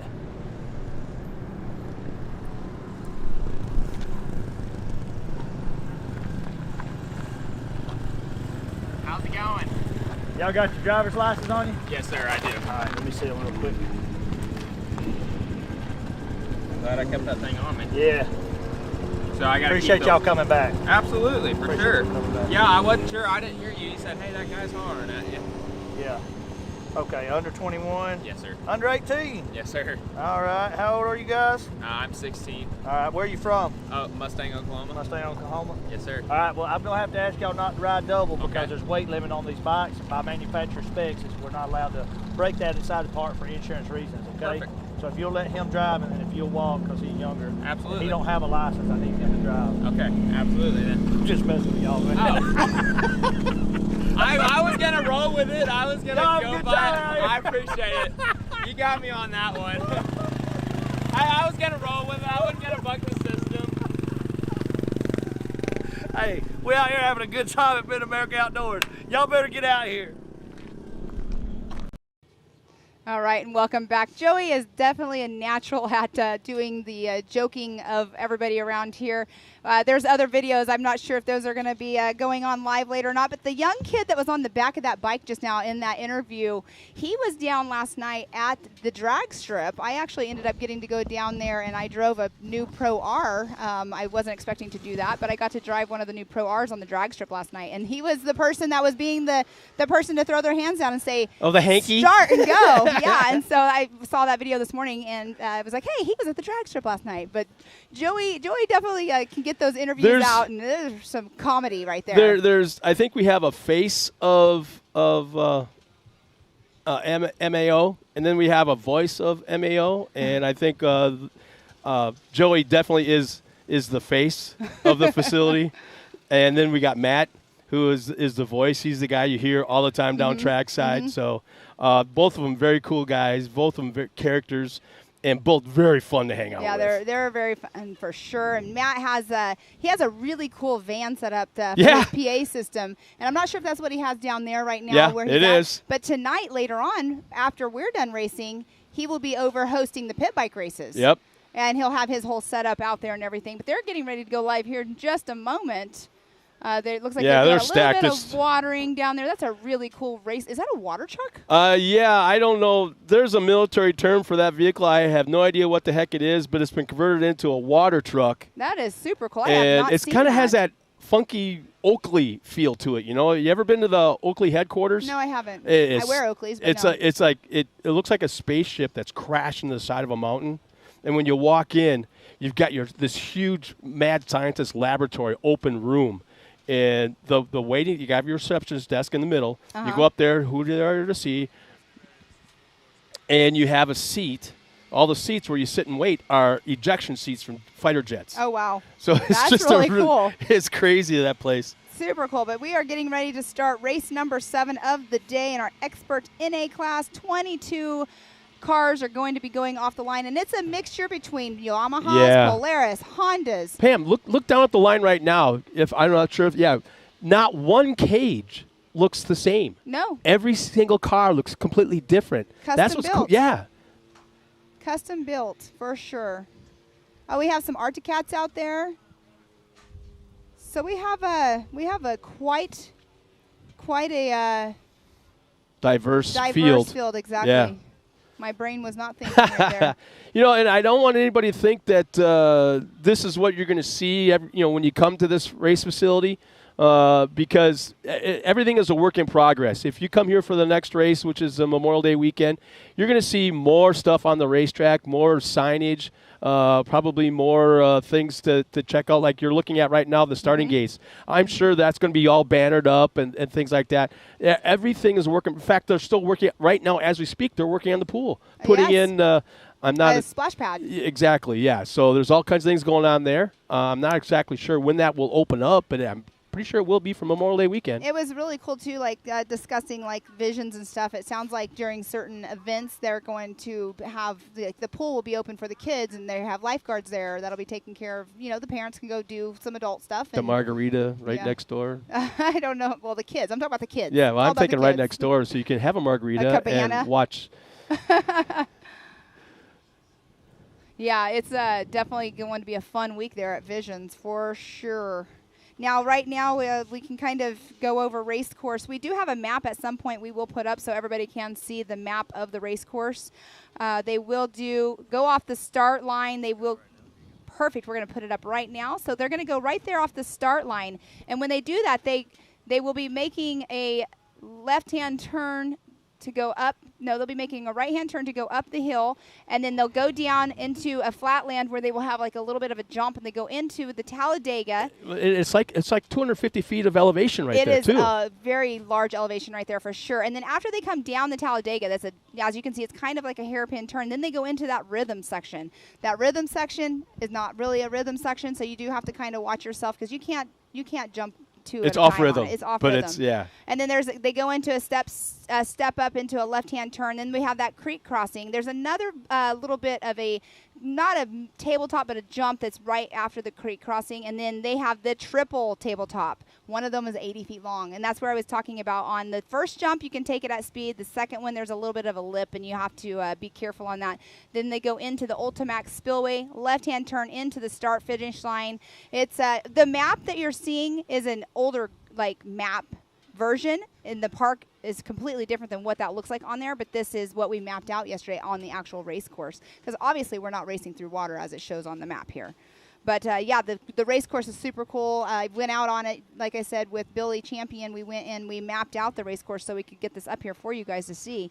But it's fun out there. Yeah, and I was in an F-250. Well, I was in a 4-seater side by side last time we were here, but it was at night. The lights weren't working on the side by side. I got lost. When you were lost, yes. I got lost, and it's scary out there when you can't see the ground with no lights, and there was no stars, and I'm like, I wanted to call you guys, but I knew you were having fun at the dance. You and called us. You called us. We came and got you. I texted you and says, I'm lost. Help me. I remember that. Yeah, I'm lost. We came and got you. Tiffany and I came and got you. But, yeah, it's good time. So last night we had the drivers meeting over at the shop. People that have been here know about the shop. We had the drivers appreciations dinner. It was awesome. It was an awesome dinner. We had chicken tacos and some Spanish rice, and it was a great dinner. Yeah, it was. And what would you say? 350, 400 people there. There were a lot because we Yeah. have over 200 entries this Yeah. weekend. So and their support crew, Yes. so they were all there. I mean, so there was a lot. Yeah, Yes. absolutely. We had a DJ playing some music afterwards, and then tonight there's a band that'll play. So it's just a, it's not just coming here racing. If you're bored when you come here, it's your own fault. Right, exactly. But, we, us that are doing, live show stuff the next day, or all of us workers, we tend to not hang out as much on Friday night because we have to be up early and, work all day long. But, it's fun. It's a fun weekend here. It's not just all about racing. That's for sure. It's family fun. And there's trails. You can go out on the trails. Yeah, over 1,000 acres here at this Yes. facility. So when they call it Mid-America Outdoors, it really is outdoors. It is outdoors. It's everything. It's not an off-road park by any means. It's an outdoor park. It's what do you guys call it? You call it a destination. It's a Miles calls it a resort because you have everything from the restaurant. There's cabins you can rent. They have the lazy river. There's there's Polaris Razors here that you can rent for the day, half day, that you can go trail riding with. So. Exactly. I think you can also rent helmets and things like Yeah. that. So, and then they have, I'll call it a pro shop of all the stuff you might need for Fire your own suits. personal. They even sell fire suits. Yeah. So that's all here All right, for your so SUV or SUV. Your Side by side. So TW, I believe, just went across the line, and they are getting ready to Yep. get Green the flag green is out. We're flag. underway. Here we go. Oh, one car stalls on the line. Contact me. A little squirrely going up the hill. One car's off the course. One car stalled it, and now he's underway off the line.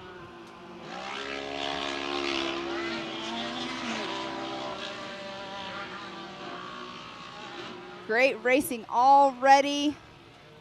Look at the dust. Wow. Considering the know. weather we had. Second wave is off the line. I believe that number 28 of Luke Saffert is the one that is in that number 1 position off the line. His twin brother is actually out there going to be on course as well, Landon. Got to sit down and talk with them the other night. Boy, this is interesting. I just noticed as they made that left-hand turn coming out of the uphill section, the Talladega, coming down the hill, right where those two inflatables are that are going to signify a hole shot, everybody is like lifting just a little bit to kind of drift down or coast down the hill. They're not on the throttle. It's that steep. It's that steep for sure because if you come down at full speed on that drop, I mean, that You're not going to make the right-hand turn is Yeah. very difficult. And if you And end it's up not pushing out, wide. if you push wide, look what happens. I know, you're in the other Off side. the banking, yeah. Yes. Definitely do not want that. So we're going to have one more group off the line here shortly, it looks like. Look, I don't see the flagger. So we go back out to the racing action. They're coming out of the hairpin area down that long the first hairpin. Whoa, we got one car get sideways off the tabletop, and the last wave of this class is underway, headed up the hill. And these guys are skying it off that second tabletop in the backstretch. Drift up there. On screen right now, you can see with the drone shot how steep that actually is. The car that was I'm not exactly sure who this is because I can't, our vantage point is not that good. But with that being said, I think I just witnessed one car figure out that downhill right-hand section coming off just past that hole shot inflatables. Coming down the hill, he stayed on the throttle, got to the bottom of the hill, that right-hand turn, stayed on the throttle, but just pitched it like a sprint car. And that left rear was just grabbing. And he shot to the inside, moved up one spot. So Luke Saffert just came through, the number 28 in first position. Kyle Beddow in the second position. Haley Boodle in third. Keegan Cummings in fourth. That was Haley that did that? And she's in fourth position. Kevin Hall, or Edward Mangus in fifth. Kevin Hall in sixth. That is in the Division 1 that took off the line, so the first line that took off. The second line that took off, we do have the 614 of Sean Philbin. We do have a rollover on course here. Whoa, we're missing it, Pam, because we had to move for second place in wave number 1, that pink car. That is Haley Boodle. Yeah, Haley is driving it right now. Drive it like you stole it. That's what they tell you, She right? came down that hill on the throttle, pitched it hard again the second lap here, and moved to the inside and made one pass. But man, we got one car pull off the track. It looks like they have something dragging or the front left. So we do have a couple rollover right here. We can't quite make out who they are, but we do have a couple rolled over. It's like one, that is when they're getting ready to go into the rhythm section. Yeah, that's the beginning of the rhythm section. Yeah, Michael Benton's going, drive it, girl. Trey Thornton is online. Frederick Shipley's checking in from Fort Bragg, North Carolina. Frederick, thank you so much for checking in, and thank you for what you're doing for our country, man. Wish you were here. Looks like they're going to get these cars rolled back over here momentarily. Hopefully nothing happened with their vehicles, and they'll be able to continue on the rest of the day. But as you can see, they do have to check up right there because of the local caution.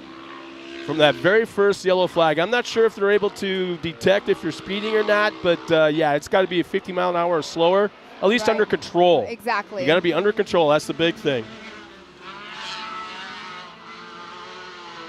Couple of Yamahas battling for position right here behind us. So our Yamahas, we have a Kevin Hall, a Patrick Shamlin, Edward Mangus. Actually, that looks like a Rick Talon. Schroeder. The first car looks like a Talon, Honda Talon, and being chased by a Yamaha. Look at that. Now here we go. Now watch her. That's the 12 of Alana Baker. That's who that is in that pink car. Now watch her go up the hill. She's on the outside, up to the top of the hill. Now watch her coming down. This is where she, oh look out. A little too wide right there. Yeah, well, we better not watch her. On screen, so you just saw that she did lose a position, but she was trying to make that pass right there for that #1 position in her class, in her division. But you know what I love about that? Yeah, it didn't work out for her that time, but what I love about that is she's aggressive. She's on it. And that was she's Alana making Baker. It happen. Alana Baker, I was misspeaking saying that was Haley Boodle, but that was Alana Baker in that number 12. Man, those cars of watching in the background going off of the tabletops, but right there they are in the rhythm section right now. You can see that they did some watering for before this race, but that rhythm section, non-rhythm section, it's just a fun little area right there. There's Haley Boodle. She's 4th on course right now in her wave. Keegan Cummings is in the 5th spot. So Luke Safford in that #1 position in the Division 1. I keep saying Division 1, but they were the first line off. And then we have Kyle Beddow in the #2 position, Haley Boodle 3rd, Keegan Cummings 4th, Edward Mangus 5th, and Kevin Hall in 6th. Then in the 2nd division, you have Patrick Shamblin. Oh, it just changed to Sean Philbin in that 1st position. Lane Edwards in 2nd. Alana Baker is saying she's in 4th position.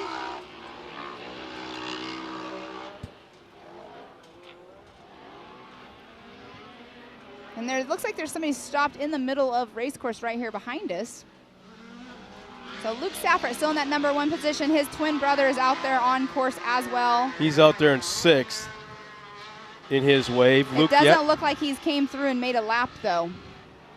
I just wonder if that's him. Well, one was of them, the car. One of them over upside down Oh, could possibly. and we've got one just past the jump. Yes. They're the ones that I was just saying they were stopped in the race course.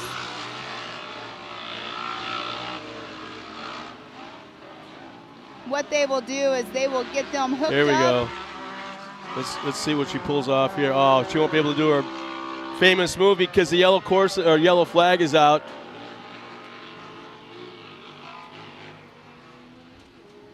She's so impressive. White flag just now for the number 37 of Patrick Shamblin. There is just action all over the race course.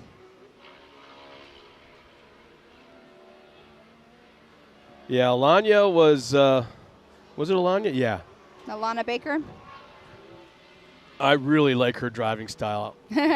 Really like it. So Keegan Cummings is in that #1 position right now. Kevin Hall in 2nd. Luke Safford in that 3rd position.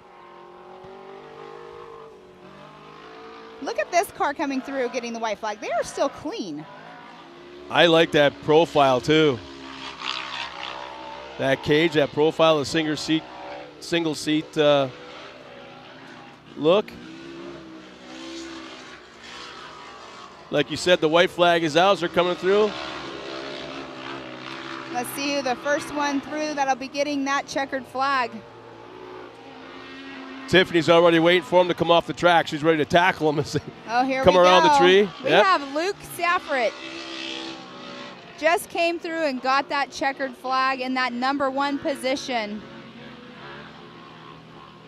It's funny, I'm wondering how him and his brother banter back and forth because they're both in RS1s. And they are identical twins. You like that. It's Luke and Landon. I still can't.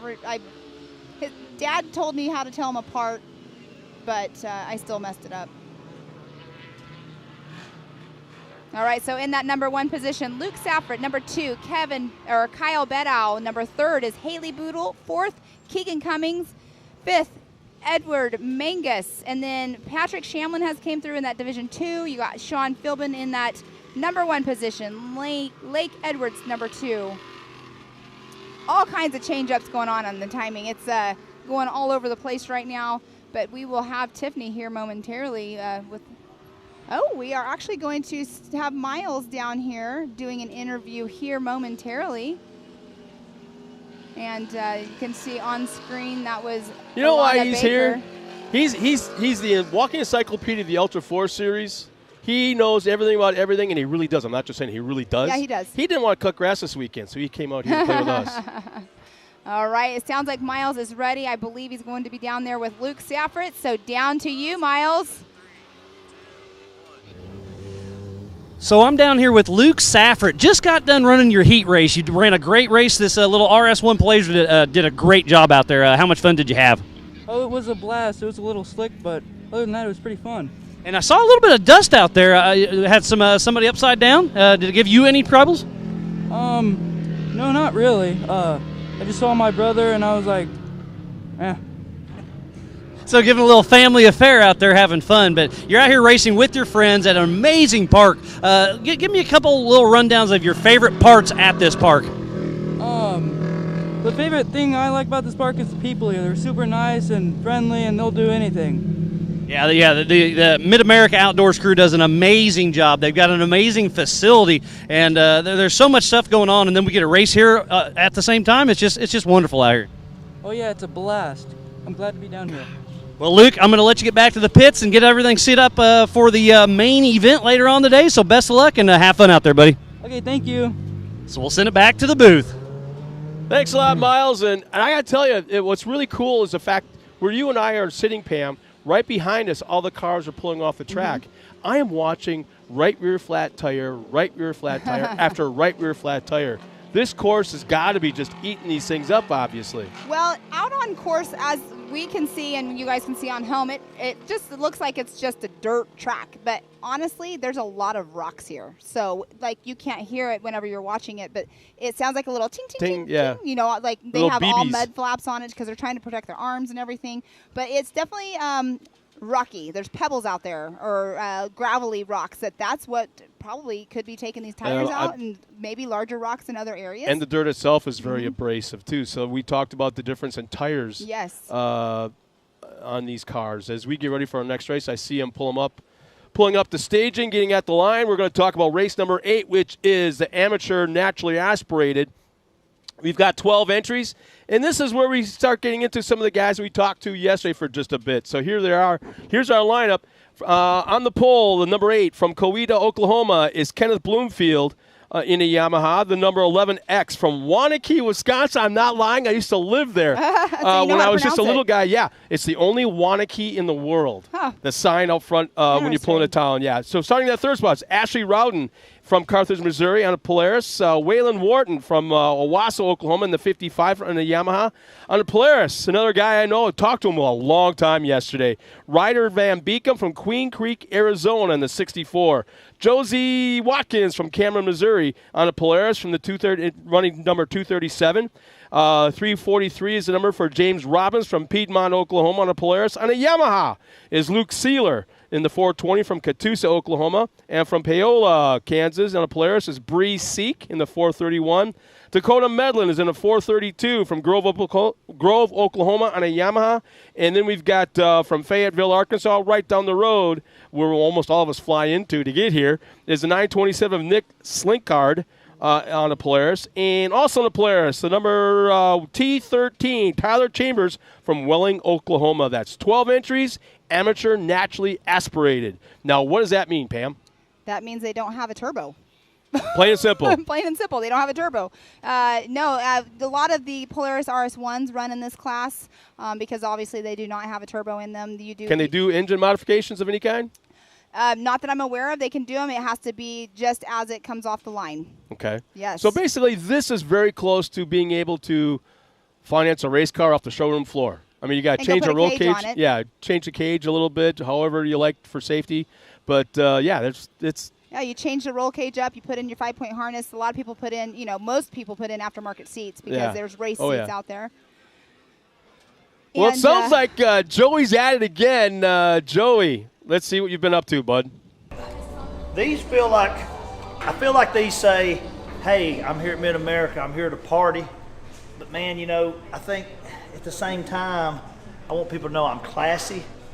So I'm feeling maybe more like, hey, guys, I am the party. Which one? I think you're more of this.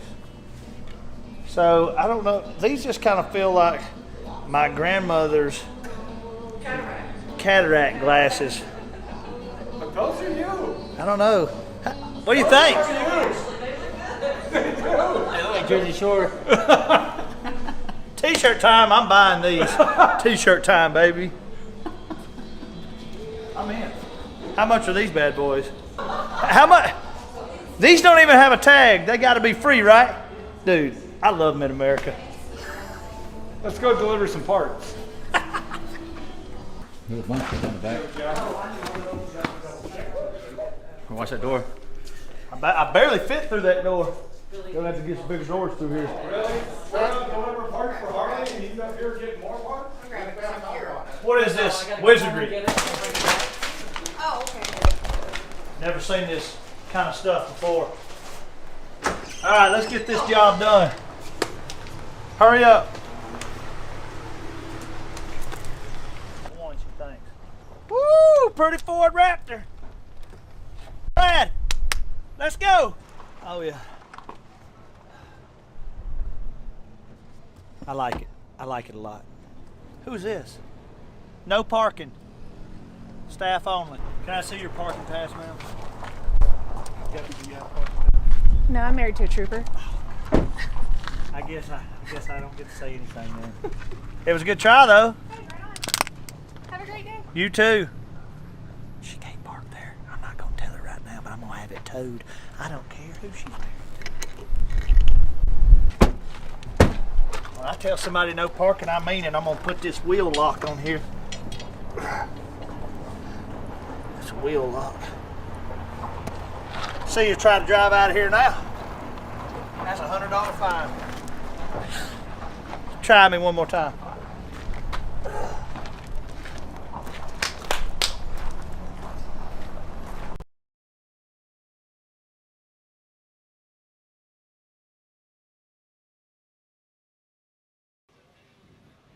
All right, we have them on the line getting ready to take off, but Joey's definitely the comedian too. He's not only out there doing interviews and talking down at the down here track side with Matt, but people are so drawn to him.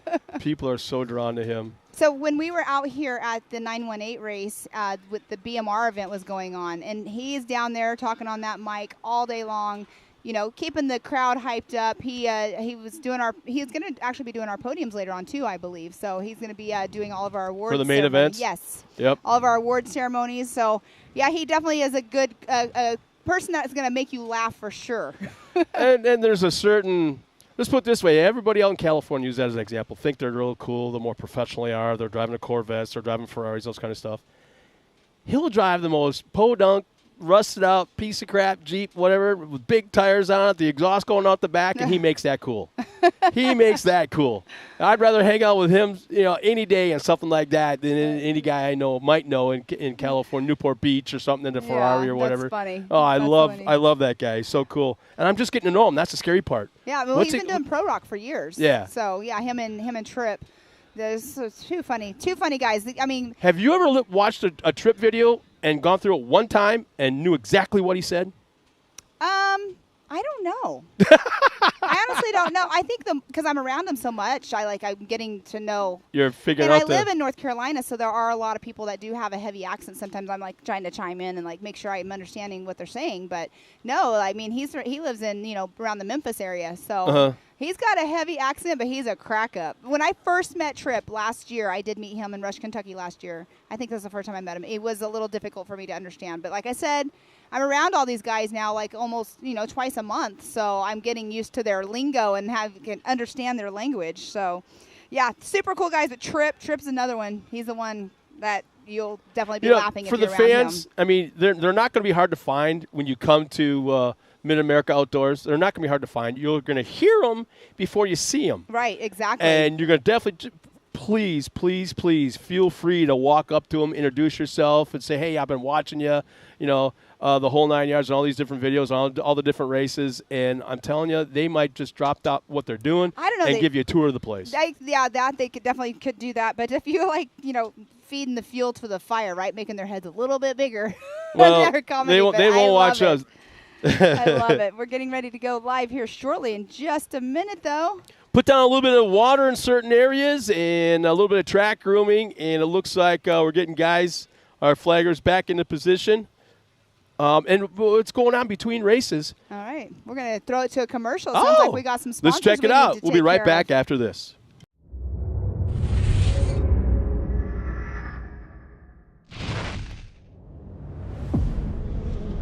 No matter what, it's never an easy event. And it never will be, and that's what makes King of the Hammers King of the Hammers. Tire choice is everything. I mean, to have a tire that's reliable and consistent and drives well out in the desert, but yet when we get to these crazy rock sections, still has grip and performs, and we can hit these sharp, jagged edge rocks and not have a problem, is what we need. And the Rockzilla is definitely our second to none when it comes to the UTV tires. And it just speaks traction. It's got big lugs hanging off the side. It's got big lugs down the side of the sidewall of the tire. If you're gonna look for something that makes traction and is gonna grip in rocks and dirt and everything, you look at a Rockzilla and go, man, that thing looks like it's gonna do the job right there.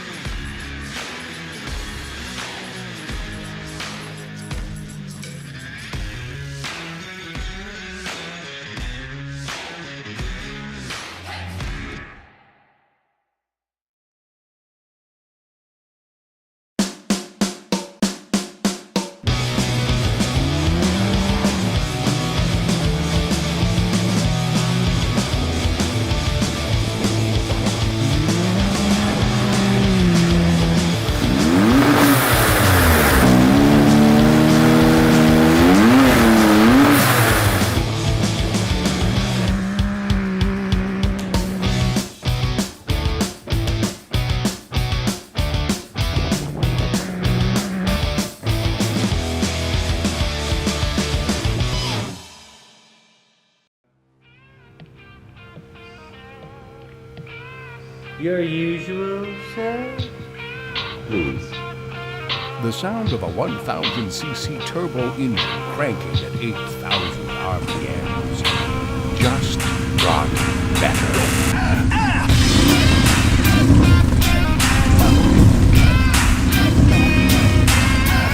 HMF, the official sound of the off-road.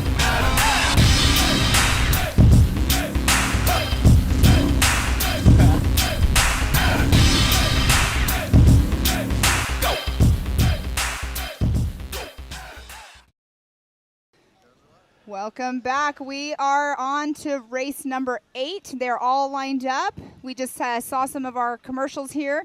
And Scott, it's been an exciting day this morning so far. Yeah, we've been kind of working our way. We started with a class that was real hot this morning in one of our expert classes. And then now we went down to the 170s and 170 mods, and we're working our way back up as every class is getting a little bit quicker, bit quicker. And looks like we're just about ready to go for our next one at the line. Red flag, green flag is out, and we're underway.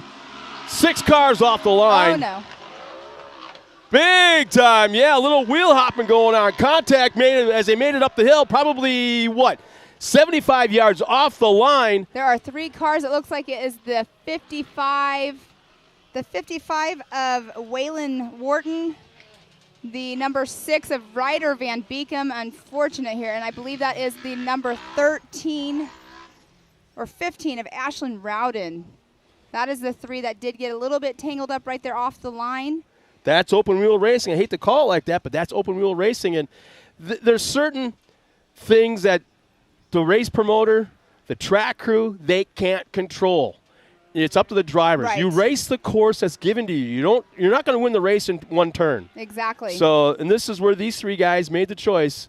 Whether it was, I don't know, unless we saw a replay, and I'm not sure if we're able to do that. But it's going to be hard to tell who was the aggressor and who just was caught up in it. But and I'm not sure. I can't tell if that is Tyler Chambers that's right there, the T13, or if that was Ashlyn Rowden in the number 15.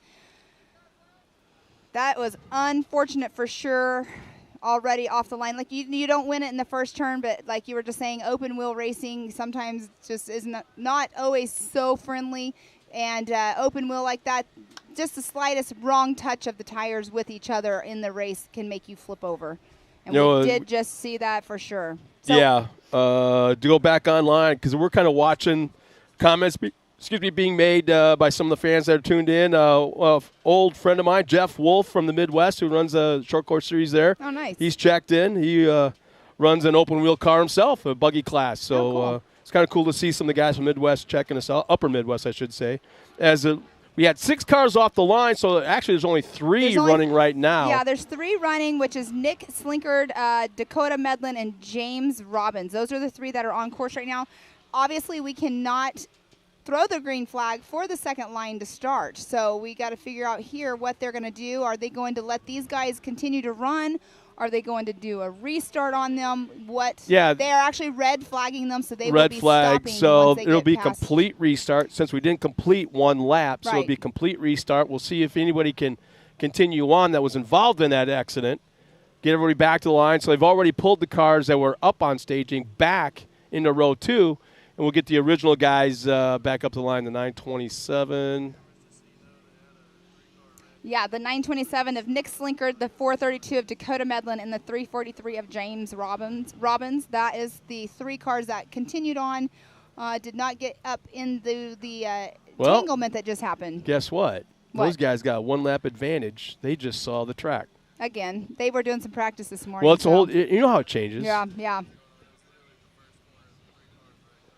So, like I say, that was about 75 yards or so from the actual start. And it goes from basically, I want to say, 10 wide, it looks like, at the start, right at the gate. They can actually start 10.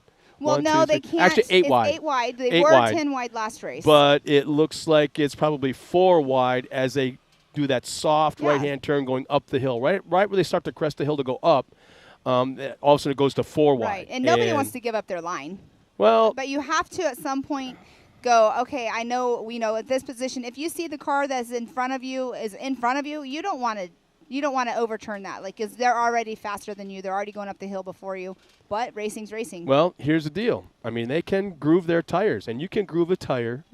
The guys that got here we go with the budget can afford to buy soft rubber tires, soft compound, and they can groove them. You can groove them to last the race. Mm-hmm. You can groove them to get you one lap advantage. You can scoop them out, kind of thing. Right. So what do you do in this situation? Do you do the aggressive cut that will wear off probably in a lap and a half, 2 laps, and hope like hell you got the track position and can hang on to it? Or do you do the not conservative but a different theory of way of doing things to have more traction towards the end of the race? And we're only talking 4 laps. So I'm thinking if that was me, I would be grooving the heck out of them. Get me to turn 1 first, and I'll take it from there. Yeah, exactly. Well, it sounds like while we're on a red flag, it sounds like we're going to go to a commercial break here. So we'll see you guys back here in just a moment.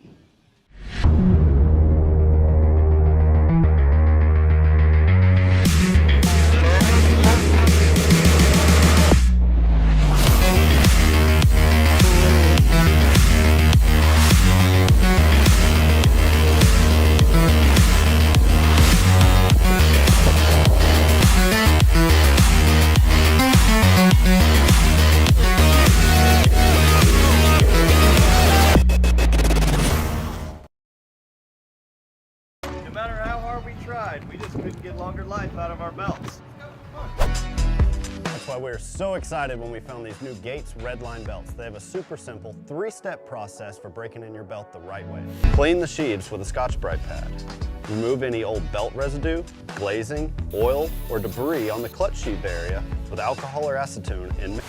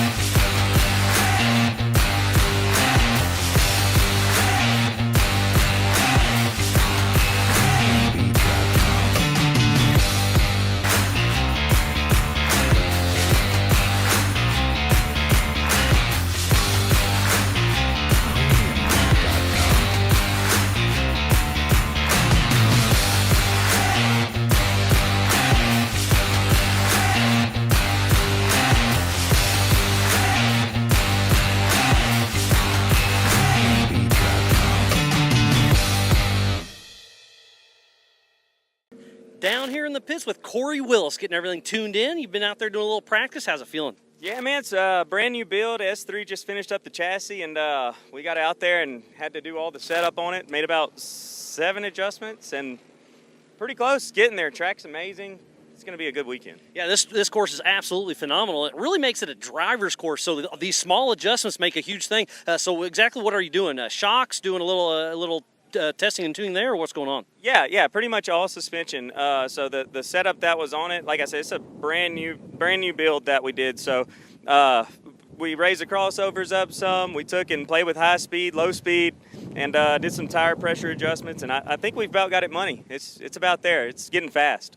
Yeah, the elevation change here at Mid-America Outdoors is awesome. I mean, the high banks, the jumps, so you have to really fine-tune it for a little bit of everything. Yeah, you definitely do. It's a totally different track, and everyone should experience this track. It's totally different, and it'll test your setup.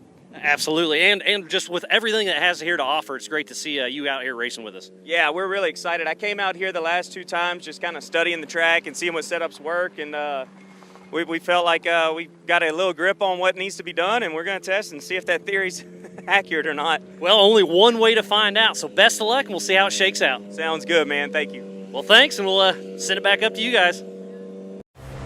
Ready for any challenge. Maxxis tires can handle even the most punishing off-road conditions.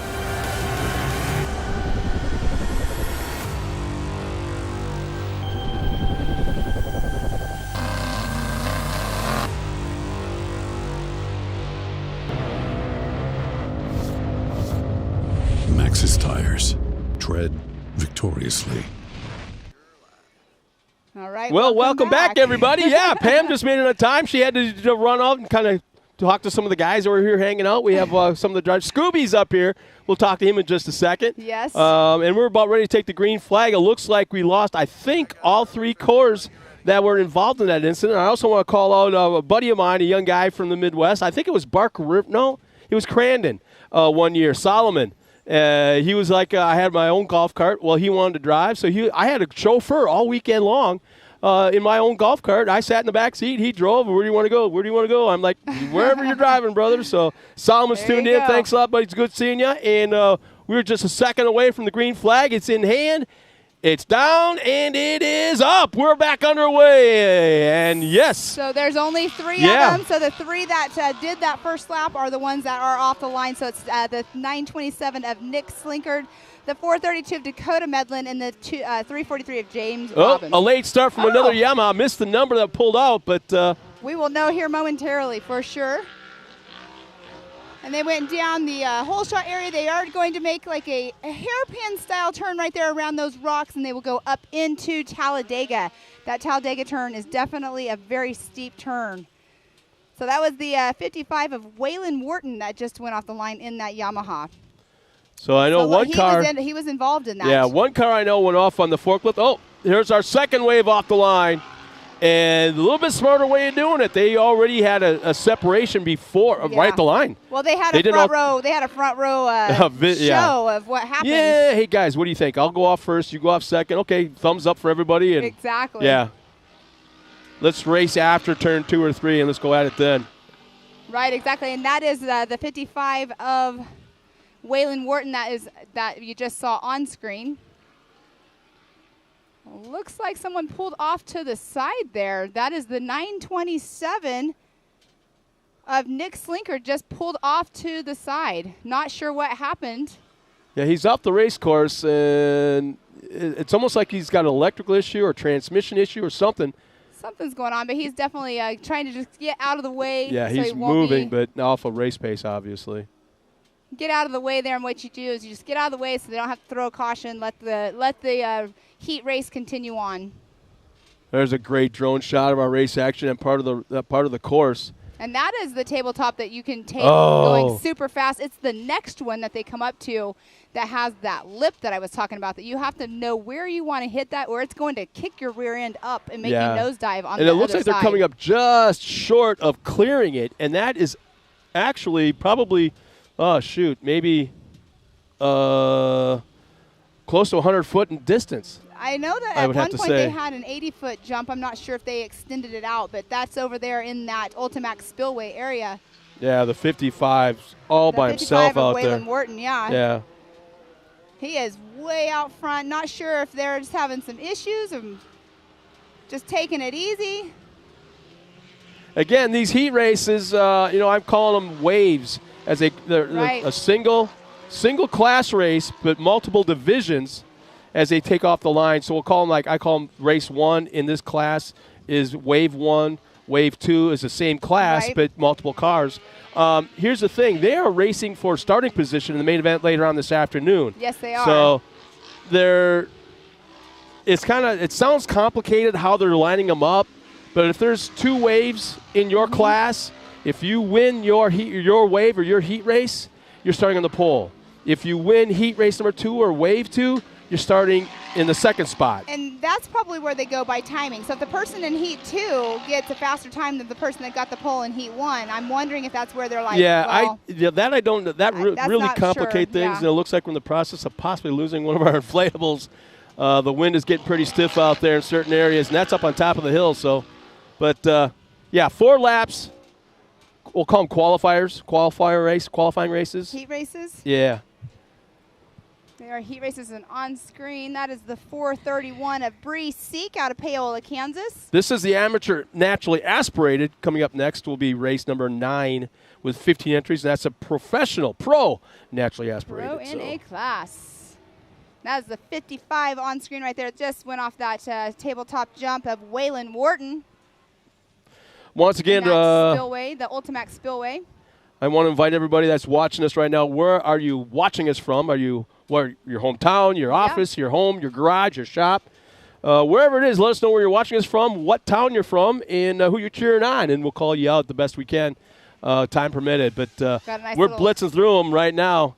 One of our drones is like right in front of us off the stage here. I believe that is Bree Seek right there on screen, the 431, battling it out. I'm not sure what the other, I believe, I couldn't see the number that's right in front of her. There's a good distance shot of the entire race course going from our far right looking left. There's the pond there in the middle. You saw the crowd shot on the hill to the left. And they just went through the rhythm section is what they just did on screen. Like I said, that's Bree Seek. I'm not sure the car in front of her. I did not catch the number of that car. We'll catch it as they come through this next time. All right, Carla Jordan from Ozark, Missouri just checked in, as well as Penny Sherwood from Bristow, Oklahoma. Thank you so much, guys. Kind of makes us feel cool that you're watching us. Yeah, that is awesome battle going on right there. They just came through, so that's Bree Seek in the 431 and the 237 of Josie Watkins. They are battling it out right there on screen. They're going up, down where the HMF Hole Shot Award will be given out later on in the main events. Now let's watch how they handle the bottom of the hill right here. They kind of tiptoe down the hill, not overly aggressive. Well, you know, it's like, do you want to be overly aggressive just for that one position, spot, or just take it You know, easy and it's pass kinda- them somewhere else on race It's course? kind of nice, kind of cool that you brought that up, because definitely there's going to be a little bit of a break between the heat races and the main events later on this afternoon, a little bit of a break. And as soon as we hit that first race of the main events, you could definitely tell that the momentum, the attitude, the anticipation has just amped up drastically from what we have this morning so far. Exactly. I know, and it is definitely dusty out there. Our free water we got overnight by Mother Nature is already absorbed, and we are using water trucks between each heat race. We did not really have to do that last time we were here in round one, but they're definitely using the water truck today. But we are at round 2 of Mid-America Outdoors Side-by-Side Championship Series. It's going to be an awesome year of racing. We've already seen that, but out here at round 2 this weekend. Gorgeous weather.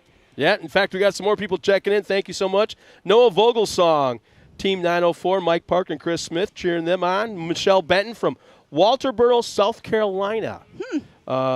There's a lot of people here from South Carolina, though. Following Skid Row Racing, Haley Boodle and Jeb Boodle. And then Larry Orth has checked in from Ohio. So Jeb Boodle, I have not met him yet, but he is, I believe, 17 years old. He's the one who had the fastest lap at round 1. Yeah. Of all. One of the youngest drivers in the full-size cars. In the pro class. Yeah, and right. Fastest lap. Well, you're young. You got a roll cage, and you got no fear. Right, exactly. Plus, you got all those chicks to impress. Remember when you were 17? That was a long time ago. Long time ago. White flag is out as they're coming around. A little bit of race action going on again. These two have been battling. What is it, 431? It is Bree Seek and Josie Watkins. Those are the two that are battling it out. You can see on screen. It looks like Bree Seek got around Josie. Last lap around, Josie was in front of Bree. It happened right in front of us at the bottom of the hill in that wet section, yeah. So Bree Seek, she lives in the city that Miles lives in, Paola, Kansas. Really? There's more than 2 people live there? I've never been there. No? No. I never heard of it. I've heard of it. I just have never been there. So on the live timing, we have in that first position Dakota Medlin in the 432, James Robbins in the 343, Waylon Wharton in the number 55. That is in Division 1 of race number 8. Division 2, we have Josie Watkins in that 237, which we did see Bree Seek actually is in front of Josie now. And then we have, it says Bree Seek, the 431 is in second position. Ashlyn Rowden in the number 15 in the third position. And then Josie Watkins, or Kenneth Bloomfield, the number 8 in that third position. So if you're wondering how you can watch the live timing, what you can do is you can go to the Mid-America Outdoors website and go to the short course link on the website. And then what you'll do from there, where it says MAO Racing, you'll click on Side-by-Side Championship Series. Once you click on there, you go to Race Results, and you can click on the live race or live results, and you can watch exactly what we're watching here, and you can watch the live timing as well. During the race, it's going to be interesting to see because it's going to have that live timing, split timing. So that's the number 55 of Waylon Wharton. He's just came through. Yeah, he's just dominated this race. not only his wave or his starting group, but he just pulled away from everybody. Got some more people checking in. Bill Shaw once again cheering on R&R Steel Racing. He'll be here Memorial Day weekend. He's watching us from Las Vegas. Frederick Shipley's watching from North Carolina, cheering on Scraping By Racing. And then Brett Cox is cheering on the Cox family, Oklahoma, watching Tanner Thompson, R.J. Tremblay, and the backers also watching DBSR. All right, looks like they're going to bring over the 431 of Bree Seek, and it looks like Miles will be down there here just momentarily to get an interview. And the 237 of Josie Watkins, she came through second position just now in that Division II of the race. I mean, it's a race to the finish. You can see right there the number 15 of Ashlyn Rowden. She just came through full throttle till the end, and that's what you want to do. You want to make sure you're on it till the end. Yeah. Until that checkered flag's waving. Don't lift until you cross the line. Exactly. 100% for sure. We got one of our professional Can-Am drivers. Oh, he's watching the track. Yeah, exactly. He's down here probably about 100 feet from our stage, and he's just down there, arms crossed in front of him. Well, sounds like Miles down trackside with our winner. Miles, take it away. Miles, coming to you in 3, 2, 1.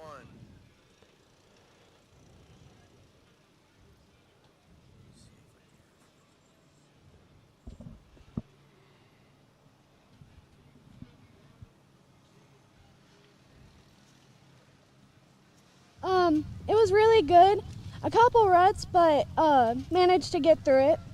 Yeah, the Mid-America crew here has done an amazing job from track maintenance to all the safety things, and you're out here running hard, having fun, and enjoying yourself, aren't you? Yeah. So what's your favorite part about the course, about this Mid-America Outdoors track? Probably everything. Yeah, and so the race course is one thing, it's awesome, but the off-road park here itself is awesome. I mean, you can go wash this car and get ready for the next race. Yeah. Well, it's been a great day of racing, but your day is not over yet. Best of luck to you in your main, and have fun out there, Bree. Thank you. Well, while we have a quick break, we'll be right back after this.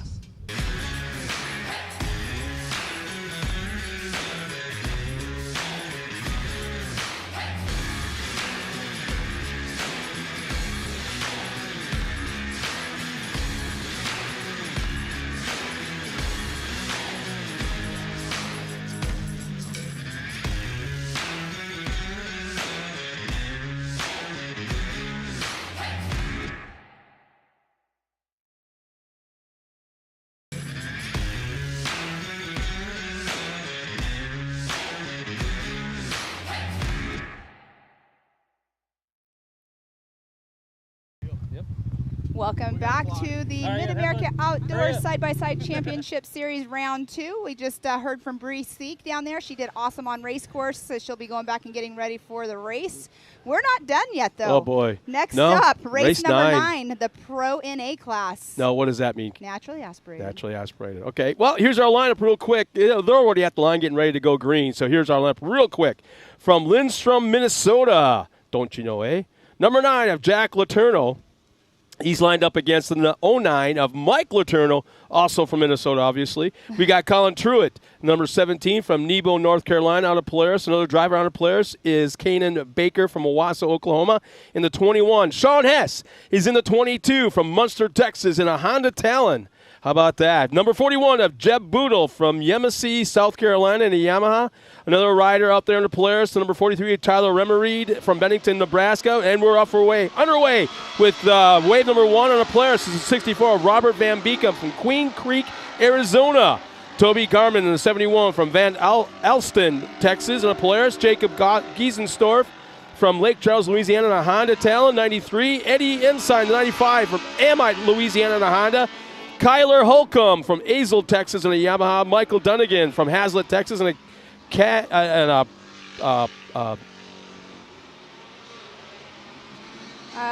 is an Arctic Cat, there we go. And in the 717, Ray Barnes from Tahlequah, Oklahoma, on the Polaris. Colin Truitt just took off the line. He was not in the first position, but he came down with that number 1 position.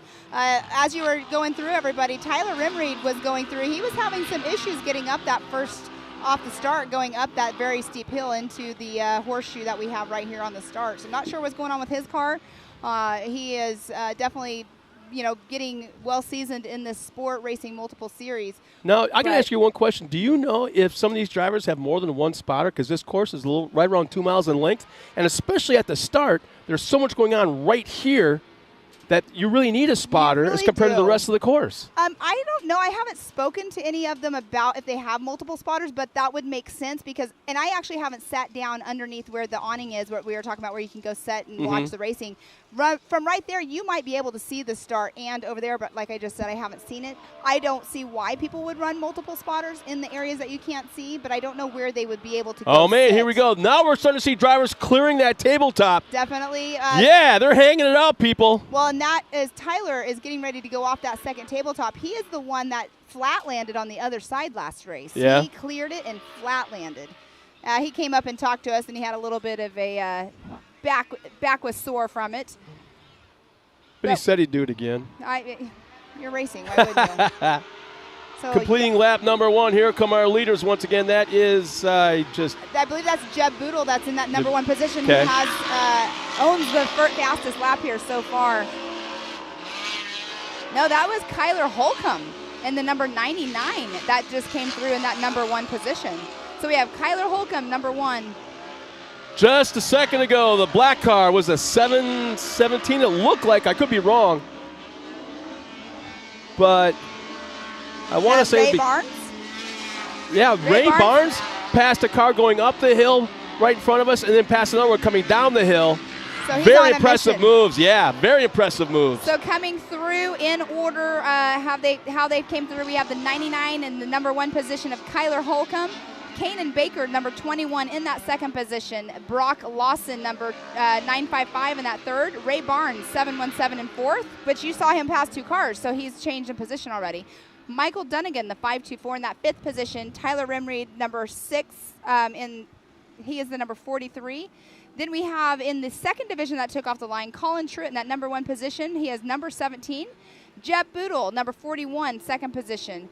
Eddie Ensign, number 95 in that third. Robert Van Beekem, number 64 in fourth. Jacob Giesendorf, 93 in that fifth position. And Sean Hess, number 22 in sixth. Now, Robert Van Beekem, who's out on race course right now, his son was in the last race that actually took a tumble right off the start. He was involved in that. Yeah. Yeah, and that was Ryder Van Beekem. He's a young driver that's been driving since he started, I believe he started in trophy carts like all of our kids have done. In fact, Robert was driving back when Yamaha, the only UTV that was out there in the market was the Yamaha Rhinos, and he was one of the original ones behind that as well. So then he eventually moved into Kawasaki, I think it was, and ran for Monster Energy Kawasaki for a bit. And but he's still doing it, man. In fact, he's the one that came off the course yesterday after practice with 2 slicks. Yes, wore those things down to the core. Exactly. So we got Larry Orth just checked in, going cheering on Cash Racing, as well as Michelle Benton saying, "Go, Jeb, go!" Man, Kyler Holcomb is on a rail. He's out there, number 1. He's running a 2:04.493. Brock Lawson now is in that number 2nd position. Kanan Baker's in 3rd. Ray Barnes 4th. Tyler Rimreed 5th. So Tyler went off the line with some issues, but he's now picked it up, and he is in that. Looks like we got position. a pass for no, not quite. Not yet. No, it looked like that was the final podium spot for they're battling for. 3 cars are going at it right now. Little bumper banging back and forth, but now no tire touching just yet. Man, the day's just getting better and better. Are you kidding me? Better for sure. Wow. The watering of the track is definitely the weather's awesome. so beautiful right now. I'm not complaining one bit. On screen, look at that battle we have going on. That is between, I believe, Kanan Baker, Tyler Rimreed. There's Colin Truitt on camera right now, the number 1 spot. And Ray Jeb Barnes. Boodle. And Robert Van Beekem running that 3rd spot, so not a bad run for him. Eddie Ensign, Sean Hess, running 4th and 5th. So them right there running for 2nd, 3rd, and 4th. Oh, my gosh, it's such a tight race right there. Whenever people are battling it out, too, that just gives a chance for the people behind to catch up, because even though they're battling it out, it is still changing up their driving skills. They have to check up a little bit more so they don't get into each other. But it definitely gives the people behind a little bit of a chance to pick up a notch. But it's the great battles going on out on the race course. Has Van Beekem running up front in his wave. And he's got a pretty old, I want to say that's a 7-year-old car, 8-year-old car. Yeah, I'm not sure. That he's running. It was a tired looking old girl when I was looking at it last night. And here we have Kyler Holcomb coming through the start-finish line. And right now, what they were just showing on screen, that is the Ultimax Spillway. That's where we have the triple jumps going on. So we have Kyler Holcomb in that number 1 position. Brock Lawson, actually, is in number 2. Tyler Rimrate has now got into the 3rd position. Man, nice driving style there. Boy. Ray Barnes. Oh, we have a right rear flat. Yes. Colin Truitt is making a pass going up that steep hill into the hairpin, or the horseshoe, I should say. I believe that is Kanan Baker. That is Kanan Baker with the We got one car slowing, pulling off the track. Looks like a left rear flat tire. That is the Beekem. 64. That's Robert Van Beekem. But that is on course. That is Kanan Baker, the number 21, with a right rear flat. So I don't think that was number 64, Robert Van Beekem. Because that's not the car I saw him in yesterday. He has another car, too. He's racing in another class as well. Okay. That makes sense. Yes. Multiple cars. That's a nice little tow for him, too, out of Queens Creek, Arizona.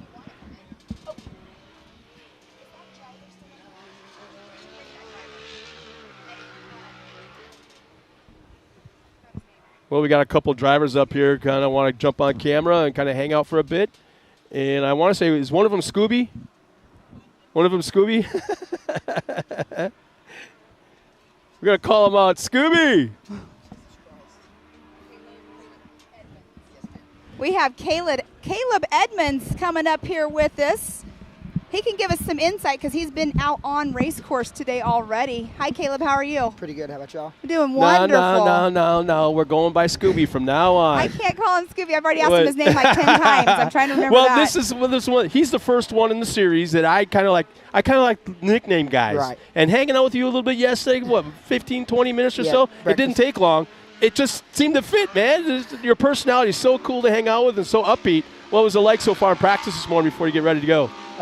I didn't really practice this morning. I practiced yesterday, but in the heat, it was nice. The track was good. It's different from last year, but from the racer's point of view, at least mine, I think it's better. So what are you looking for this afternoon? Are you good to go? Is the thing 100%? Well, we broke a tie rod and cut a wiring harness down earlier. We got it fixed. We're back up and running.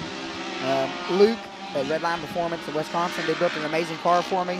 Breeze built the chassis, so that's awesome. That makes it really nice. I'm a cheesehead at heart. I'm former cheesehead now. Yeah. So what do you think of the race course? Right now they're going through the Talladega area right there. What do you think about this race course? Oh, that's actually not Talladega right there. But what was your favorite part out there during your heat race this morning? I'm from South Carolina, the Georgia area, so we don't have any whoops. So for us, I enjoy the whoop section out of the jump. But you did say you're going to go home and try to build yourself a track. Yes, ma'am. On your property. I built a few tracks on a professional level for a while there, so I'm going to build one back home so that way I can actually get a little practice in. Try to imitate some of the jumps here so that way I can get the feel for it a little better. For sure. We've had a little bit of a change-up on our lead times just now. Michael Dunnigan has taken over that number 1 spot. We could see Kanan Baker had a right rear flat. We're seeing some flats out there. Where are the rocks at that you think these people are hitting, getting these flat tires? Really all over. If you get out in the fluff at all towards the outside, they're really bad. Oh, that's where they're at. Yeah, okay. They're really bad. So I know Kanan Baker was struggling with that yesterday. Well, we were talking earlier about how when you're on this race course, to everybody at home that's watching it on screen, it just looks like a dirt track, but there's all those, gravelly, pebbly rocks, because when they're going by, you can hear them going ting, ting, ting. Oh, no, in the car, you can hear them racking off the car, and especially when they water the track, you're going into the corner, and, one time it may be the same, and you go into the next time, and it'd be different. Like that corner there, I could come in towards the outside, and then the next time it'd push you. So, I mean, it changes up after every lap, so they have to really be on their toes. Gotcha. And here we have 1, 2, and 3 coming in super, super close. We just had the 99 of Kyler Holcomb come in number 1, Brock Lawson number 2, and the 955. And Tyler Rimreed took off the line. I don't know if you were watching. He took off the line, and it's like he was playing a game in a way. It looked like something might have been wrong with his car, but he picked it up. Oh, yeah, he did good. He did really good. He did good last time also, so he came out pretty good. He did great last time, except for his clearing the tabletop and landing almost on top of... I did that yesterday. I jumped the 80-footer, and I landed 20 feet on the other side of the jump and flat landed it. Yeah. So it definitely can be aggressive. And, for like people that don't have a lot of practice time out here, you don't know how to handle sometimes. So, right. I mean, you may take it in third gear and you may not. It all depends. So, I mean, that's kind of the thing is maintaining the car. Everybody says you must first finish to finish first. Yeah. Oh, see, Kanan Baker just came in with no tire at all anymore on his car. You got to give him props, though. He drove like that for 3 laps. So exactly. That's exactly. Remember the last round, Kyle Chaney. He drove the whole entire race. He didn't make it a full lap before he had a flat. So, I mean, these guys are determined to win. When you got someone that determined, that you're always going to come out good. Exactly. It's been so far, it's been a great day out here. We've been going trackside down here with Miles Hasselquist and Tiffany Stone getting some interviews. I'm not sure if any of those guys just stopped, but lots of interviews going on. Yep. A little bit about Jed Boodle. He, he raced fastest last. Yeah, he did last race, but I've raced with him for a few years, and he's an amazing driver. He's been having some car trouble here lately, but as far as him, that's definitely one to watch out for. All right, we are going to go ahead and shoot it down there to Tiffany. So, Tiffany Stone, it's down to you. Well, Kyler, that was a great run. We were just joking about dust, and I said, hey, how's the dust out there? You're like, Tiffany, I was in first. It's all good. But walk me through how that heat race was for you. The heat race went pretty good. We pulled the whole shot pretty easily, I thought. I mean, we'll definitely be doing that again in the main. And at the end, I was pulling away, and something seemed to break on my back corner, and it just was leaning over, and the car was kind of leaning over going around right-hand corner. But we were able to hold on to the lead and be able to finish off first for the first heat race. And talking about that, going back into the main, is there anything that you picked up with this heat race that you're definitely going to implement besides, of course, like you said, with the whole shot? I would say definitely watch out for the mud on the track, and because they're going to be watering throughout the day, so there's always slick spots. And a couple corners you could just slide off the track, so I'd just say just be careful and try to keep your lines and just watch for the track changes. Awesome. Well, best of luck to you in that main race. And like Kyler was saying, it's going to get a little bit slick out there. Blue Groove is definitely coming in. The wind should be able to keep some of the dust down, but we're going to see for the rest of the races. Back up to you guys. Well, thanks a lot, Pam. Thanks a lot, Pam. And Scooby, some real quick. You're talking more about your competitors and how cool this is, or that guy is, or that equipment. Talk about your stuff, man. We got to give them props too now. So this is my first year racing the turbo class. So I've got a lot of learning to do. Like I said before, Redline Performance in Wisconsin, they built an amazing car as far as motor and transmission. Power Sports 1, Ron Van Efferen, he's helped me out a lot. And yeah. Okay. Well, you know what? I want to thank you for coming up here, man. This is exactly what we want you guys to do more often. Feel free to come up later on this afternoon after your race as well, man. Perfect. Best of luck, bud. Yes, sir. and good luck out there today. Thank you. All right, and we are on race number 10. This is the Vet 40-plus NA class out on the line. We have 10 entries that are out on course right now. Well, they have a couple that will be taking off as we are not taking off all 10 at the same time. So we have Terry Lackey in the number 04 out of Midlothian, Texas. Jeff Johnson, the number 27 out of Bentonville, Arkansas. 61 of Chuck Calvert, Madison, Wisconsin. The number 95 of Todd Rimreed of Bennington, Nebraska, which we just saw his son out on race course. The 112 of Austin Sides out of Sanger, Texas. The 401 of Chad Mayo out of Hickory Creek, Texas. We've already seen him out on race course once today. The 810 of Matt McGuire of Sapaloosa, Oklahoma. The 888 of Greg Rice out of Hazlet, Texas. 901 Mike Bucafusco out of Rowlett, Texas. And the 978 of Rick Schroeder out of Joplin, Missouri. Well, it looks like, yeah, we're back underway. We still got waves of cars taking that green flag. And so we had 10 entries, like Pam said, in the Vet 40 Plus naturally aspirated. Now it looks like we're going to have the Vet 40 Plus Turbo take the green flag. Oh, we have 7 entries in that one. So we have Harlan Holland out of Tulsa, Oklahoma. In the 14H, the number 23 of Perry Mahoney out of Arlington, Texas. 39 of Sean Murphy out of Claremore, Oklahoma. The number 47 of Rusty Pipes out of Bosser City, Louisiana. 73 of Pablo Jimenez out of Boulder, Colorado. 84 of Robbie Ellis out of Wagner, Oklahoma. The 900 of Derek Steven out of Yucca, Oklahoma. So we have 17 cars in total that will be out on race course. All the old guys. All the old guys. I can say that because I'm more than an old guy. You can say the old guys, but you know what? They're out there. Some of these guys are racing in multiple classes. So, yeah. So they're just getting back out on race course. It's awesome. So coming through just now, we have the 401 of Chad Mayo. He was off the line first in the Vet NA class, so he's number 1. Terry Lackey in the 04 in second place of the Vet 40 NA class. Tyler Rimreed in 3rd position, the number 95. I want to say we got to look at what the timing of scoring is saying, but Pablo Jimenez out of Boulder, Colorado in the 73, he's kicking off some very fast lap times, at least it appears to be. Well, he is in his division in the Vet 40 Plus Turbo. He is in number 1, the number 73 of Pablo Jimenez. 2nd position, 39 of Sean Murphy. But there's definitely a lot of action out there. And just now across the line, that was Todd Rimreed. So we have a little bit of a battle going on here. I'm not sure who that was, but on the back out in the Ultimax Spillway, we also have cars battling it out for position as well.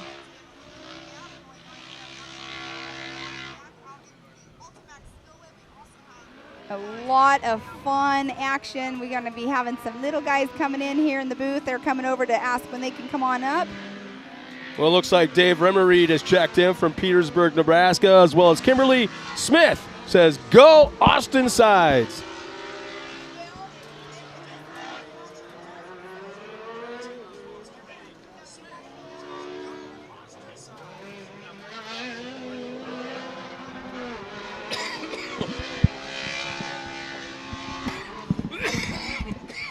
So it looks like Todd Rimreed is in that number 1 position, and that number 95, he's in a Polaris RS1. They race multiple different series. But on screen there, I'm sorry, I can't make out the numbers. This is where I need to learn the cars better. But we do have a battle going on right here in front of us. Yeah, plus the number plates aren't helping us when they're like 3-inch numbers. There's Jimenez right now. It looks like he might be catching the back of the pack of wave number 1. The number 73. Nice looking car. So we got the... Is that 84 going by, that Polaris? Is Robbie Ellis, and coming through the start-finish line, you had 2 coming through at the same time. That is the 23 of Perry Murphy and the 900 of Derek Stevens.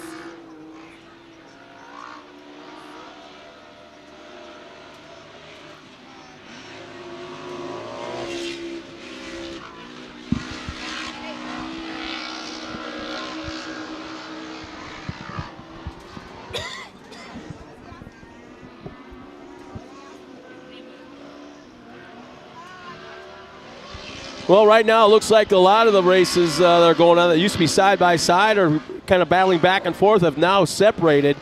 And all the cars appear to be kind of like probably gapped out evenly throughout the course in both waves. Again, we got the Vet 40 Plus naturally aspirated and the Vet 40 Plus Turbo out on course right now. And I believe the white flag should be coming out this time by for our leaders in wave 1 of 40 Plus NA. And we haven't seen it yet, so still quite a bit of racing to go. That was the 901 that just came through. That is Mike Bucafusco. Bucafusco, actually, is how it is pronounced. His girlfriend is actually out here racing as well. Her name is Michelle. She has never raced anything ever in her life. She is now racing out here in the women's class. Then she also is racing in a drag car. She's going to do pit bike racing. She's doing it all.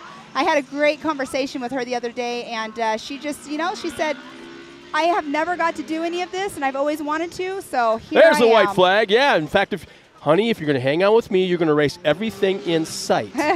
So that was the number 73 of Pablo Jimenez that took the checkered flag. Or not That's the checkered flag, the yeah. white flag. I'm so sorry. So that car's looking awfully clean. Really pretty graphics, blue and white. Number plate, easy to see. He's got something special on that car that makes the mud not stick. That's a great overview on camera right now that you're seeing of the race course. You got the rhythm section on the right-hand side. And they're going into the Ultimax Spillway right here, going over the tabletops. That first one, like I was saying earlier, that's one that you can take, at better, bigger race speed. That one right there was a good one too. But this next one, or the last one, that looks like the lip might be getting a little worn down because normally, unless his shocks is definitely set up, I think that's Todd Rimreed right there that was going through the spillway. But it will buck you if you hit it the wrong way. Kick up the back end, yeah. And right there you can see all the covered seat. Whoa, car over. That is Pablo. Wow, just caught the tail end of that. Have no idea what happened. But, man, you can tell that he's in a very precarious position. I would have to say the way he landed right there towards the end of what we were able to catch, that's a multiple endo. So you can see, he's out of the car. So he's good. You can see his hose is still connected to his helmet. That is Bruce Wayne in the Batmobile. the Bat Samurai. He's still got to unhook the hose there, man. Or is he saying, no, to heck with it? I don't know. Maybe he's having trouble getting it unhooked. I'm not sure. That's they have those. Some people run those mag locks where it just is a magnet. Well, either way, he's still hung up on his car. He is still hung up for sure on his car. There's lots of action going on behind us back here. Hey, Jason Dowdy checked in. He's cheering on Terry Lackey.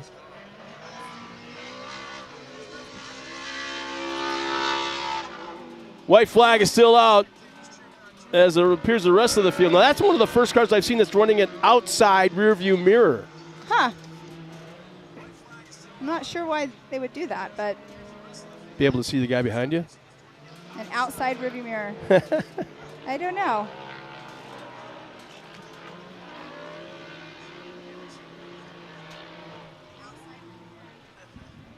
Yeah, it's starting to get a little dusty. There's enough wind going on to blow it off to the side, so that's not a problem as far as vision goes.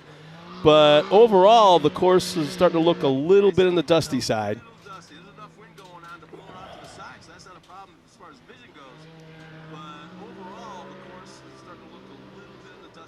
Nice little two-car battle going on a little bit further in the pack. That's the 84, I want to say, and...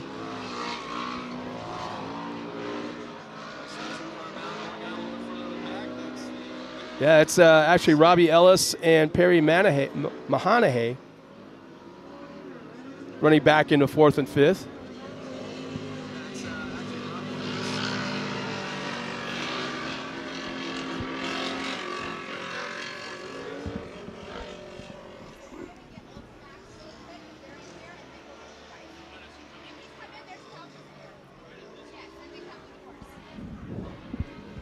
All right, looks like Terry Lackey in the 04 just came through, and Chad Mayo in that second position of the 401.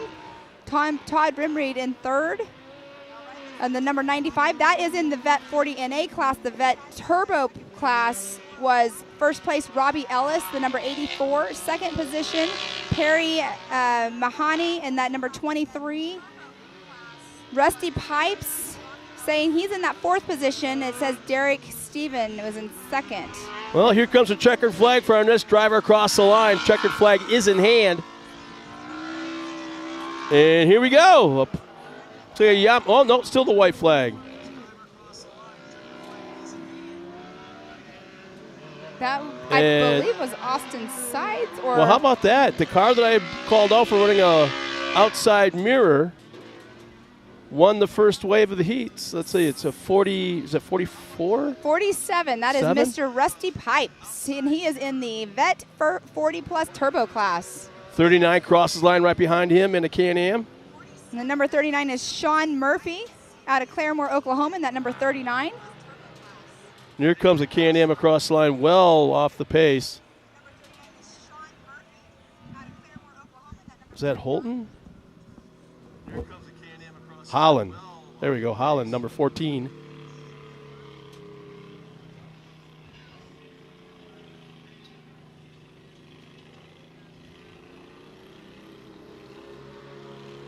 In a three-way battle across the line.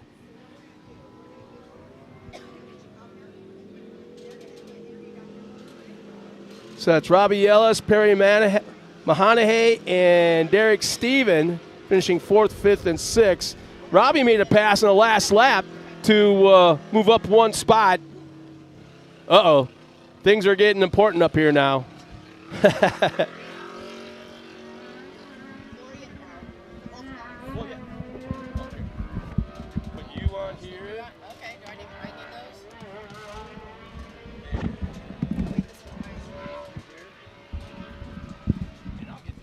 So we're going to have some guests up here. We're going to talk to them in just a moment, but we'll let them do their interviews down lower before we get into our next race. Actually, we can go ahead and start. We'll have to cut off for a second to go down to our interviews. But we have Lori and Mel with Ultimax belts up here in the booth. And I just learned about your belts here at the round one. I never knew about it.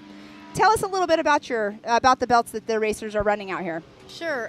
We make Ultimax belts made by Timken. We're actually located about 2 hours up the road from Mid-America in Springfield, Missouri. So our belts are made in America. We're proud of that. We have a lot of, we have different levels of belts. We have a belt with a 1-year warranty, a belt with a 2-year warranty, and a belt with a 3-year warranty called our XP. And that is made with a very high temperature resistant compound and aramid cord. We are also owned by Timken, which is well known for their bearings. Oh, so, nice. Yeah, Okay, we're going to cut off with just a second. We're going to go down to Miss Tiffany Stone. She has an interview down there for us. Todd, it's so good to chat with you. We were just discussing how well the track is coming up. From your eyes and your perspective, what do you see right now? It felt really good. It's fast, and you know, the corners are a little wet, but that's kind of good to keep the dust down. So. And talking about that, you know, we've got that new gate set up down there, and you've got 8 different cars each side of you. Not necessarily each side of you, but 8 altogether on that first row. Talk to me how it is to go right up that hill, right out of that gate. You know, it's always crazy to do a land rush start like that, and then to go up a hill and around a corner you can't see. It's pretty exciting, but you know, it was getting pretty dusty over there at the start too, so it's awesome. Well, we see that the wind's picking up just a little bit. That should help keep the dust down. What do you think the predictions are going to be for your race in the main? My race in the main? Well, I'm hoping to be on the podium and talking to you again, so watch out for number 43 in Pro NA, my son, Tyler. Awesome. Well, best of luck to you. Hopefully we'll be able to get a chance to chat with you again just a little bit. Sounds great. Thank you. Thank you. Back up to you guys. Thank you, Tiffany. And down there with Mr. Todd Rimreed, his son Tyler also just raced right before him. But go ahead and let's finish talking about your belts, because I want to hear all about these. Okay. Well, you know, it's exciting. I work as a marketing manager for the belts, and my office is right outside the factory where they're made, so I can walk out there and see them on the line, see them in production, look at the team, talk to the team that actually builds them. So that's kind of exciting, and I'm into manufacturing anyway, so it's something I enjoy. Awesome. We're always working to develop more and better products. We do actually work with a lot of the OEMs, so a lot of our engineering and things are very well developed because of that relationship we have. So we really understand the different clutching and the different parameters of the drives that we're trying to make belts for. So it's awesome. not a one-size-fits-all cookie-cutter kind of thing. Right. It's very, very specific to the application. Well, that's really, I know, Polaris's, people have always said they have trouble with their belts and everything. My son blew a belt here on round 1. I'm like, man, he should have had Ultimax on there when I learned about your belts. So it's definitely awesome to hear about them. And people at home, you guys, definitely check them out, because they support the park, supporting racers, helping them out. And you guys just heard, they have warranties on their belts. I don't think I've ever heard of a warranty on a belt ever. So that's awesome. And then last night, y'all brought some cupcakes for us. Yeah, we did. Keeping them all fed and sugared up. But Mel, what do you do with the Ultimax? I'm an outside sales representative. I work with the wholesalers promoting the Ultimax belts that go to the dealers. but the park falls in my territory. Okay. And it's been exciting to see how the growth has been here in Mid-America with all the amenities, and what it brings more than just for the racers, for their families, for their kids. Yes. And they just keep adding stuff. So we're very, very excited to be a sponsor of the park and continue helping it grow. Yeah, you guys should definitely be proud. This place is awesome. Like I've never been here till the 918 race. I wasn't here at Visions last year, so I'm new to this park. I've been in the racing world, but not new to here, and so it's awesome. Yeah. You guys definitely be proud to do it. You guys are now sponsoring our Ultimax Spillway area where the triple tabletops are, and it's awesome. But you guys, if you want to come back up later on and chit-chat with us again, I would love for you guys to do so. But thank you so much for coming up and talking about the belts. Great. No, thanks for the time. Thanks for having us. Yes. It's been fun, and we love being at the park, and you guys are doing a great job. So yes, we'll always be back. The whole team here is like one big family. Jason and Gayla have been putting on a great event, and I love being here. It's awesome. So. Yeah, and every time we come here, we come frequently. There's always more and more development. I mean, there's always something new. So I don't more think it's cabins. I don't think they're done yet. No, I don't think so either. So yeah, they're just making it more. I mean, it's already family friendly, but they're just making it more and more family friendly. So, and we're having the off-road park. You know, if somebody blows a belt out there, you can walk in and buy it in the pro shop. Right. That's right. I love walking in and seeing the displays of everybody that's helping out with the park and displaying, their products. So, but We're thank proud of it. you. Thank you. so much. It was nice meeting you guys too. Same Nice here. seeing you. All right. We'll see you again. All right, Thanks. we'll be here. Thank you. All right, and we are going to go to a commercial to take care of some of the people that support the park, so we'll be back in just a moment.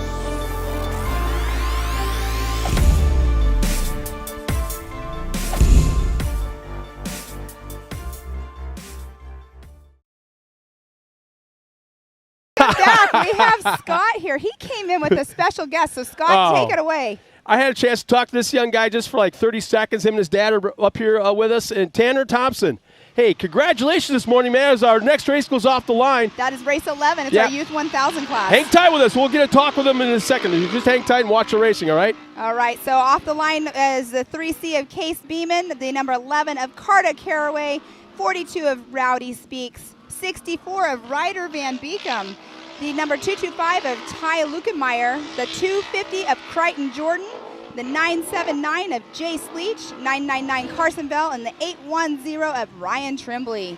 Our second wave of cars are off the line, headed up to the hill. So we have a total of 9 out on race course. Okay, 6 in the first and 3 in the second. Okay. So in here with us, though, Tanner Thompson, you are racing in the youth mod? Okay. So now you have the youth class up on race course right now doing their heat race. Are you looking forward to going into this class? Yes, ma'am. Do you want to do an RS1 or? RS1. RS1. Do you already have one? Yeah, I have 2. I drive them at my house. My dad has 2? a You have track. 2. He Dad, got one. I want one. Not bad. Not bad. How old are you, Tanner? 9. I just turned 9. You just turned 9 years old. I'm thinking. I got a granddaughter that's 9, and I can't imagine her racing one of these things. So right there, He's they just went over the water clearing right there. They have to jump over the creek crossing. Are you looking? Go ahead. Okay, Tanner. Now talk about you guys and you and your dad racing together. Is that fun? You two talking back and forth while the race is going on? He would just talk to me to spot where I'm at. Yeah. Who's behind me and what to do. Yeah. And do you listen to him though? Sometimes. Does he ever, like, if you don't do what he tells you to do as far as the spotting goes, does he like, dude, what are you doing? Come on, man. Does he like yell at you? Yeah. Oh, really? He's calling out Dad. Remember, Dad is taking care of your race car, so whether you race or not, it's kind of up to him as long as you're being good, right? Yeah. Well, here's the thing. As long as you keep winning, keep doing well, I'm sure your dad's going to be behind everything you do, right? Yeah. So, okay, who helps you guys out on the race car as far as sponsors go? God, PCR Race Radio, Mom and Dad, GSP, Graphic Sky, NGK Sports Plug, and that's it. Really? And the thing is, he said God first. How cool is that, huh? Awesome. Yeah, and then it was Mom and Dad, and Mom before Dad. That's the even smarter thing to do.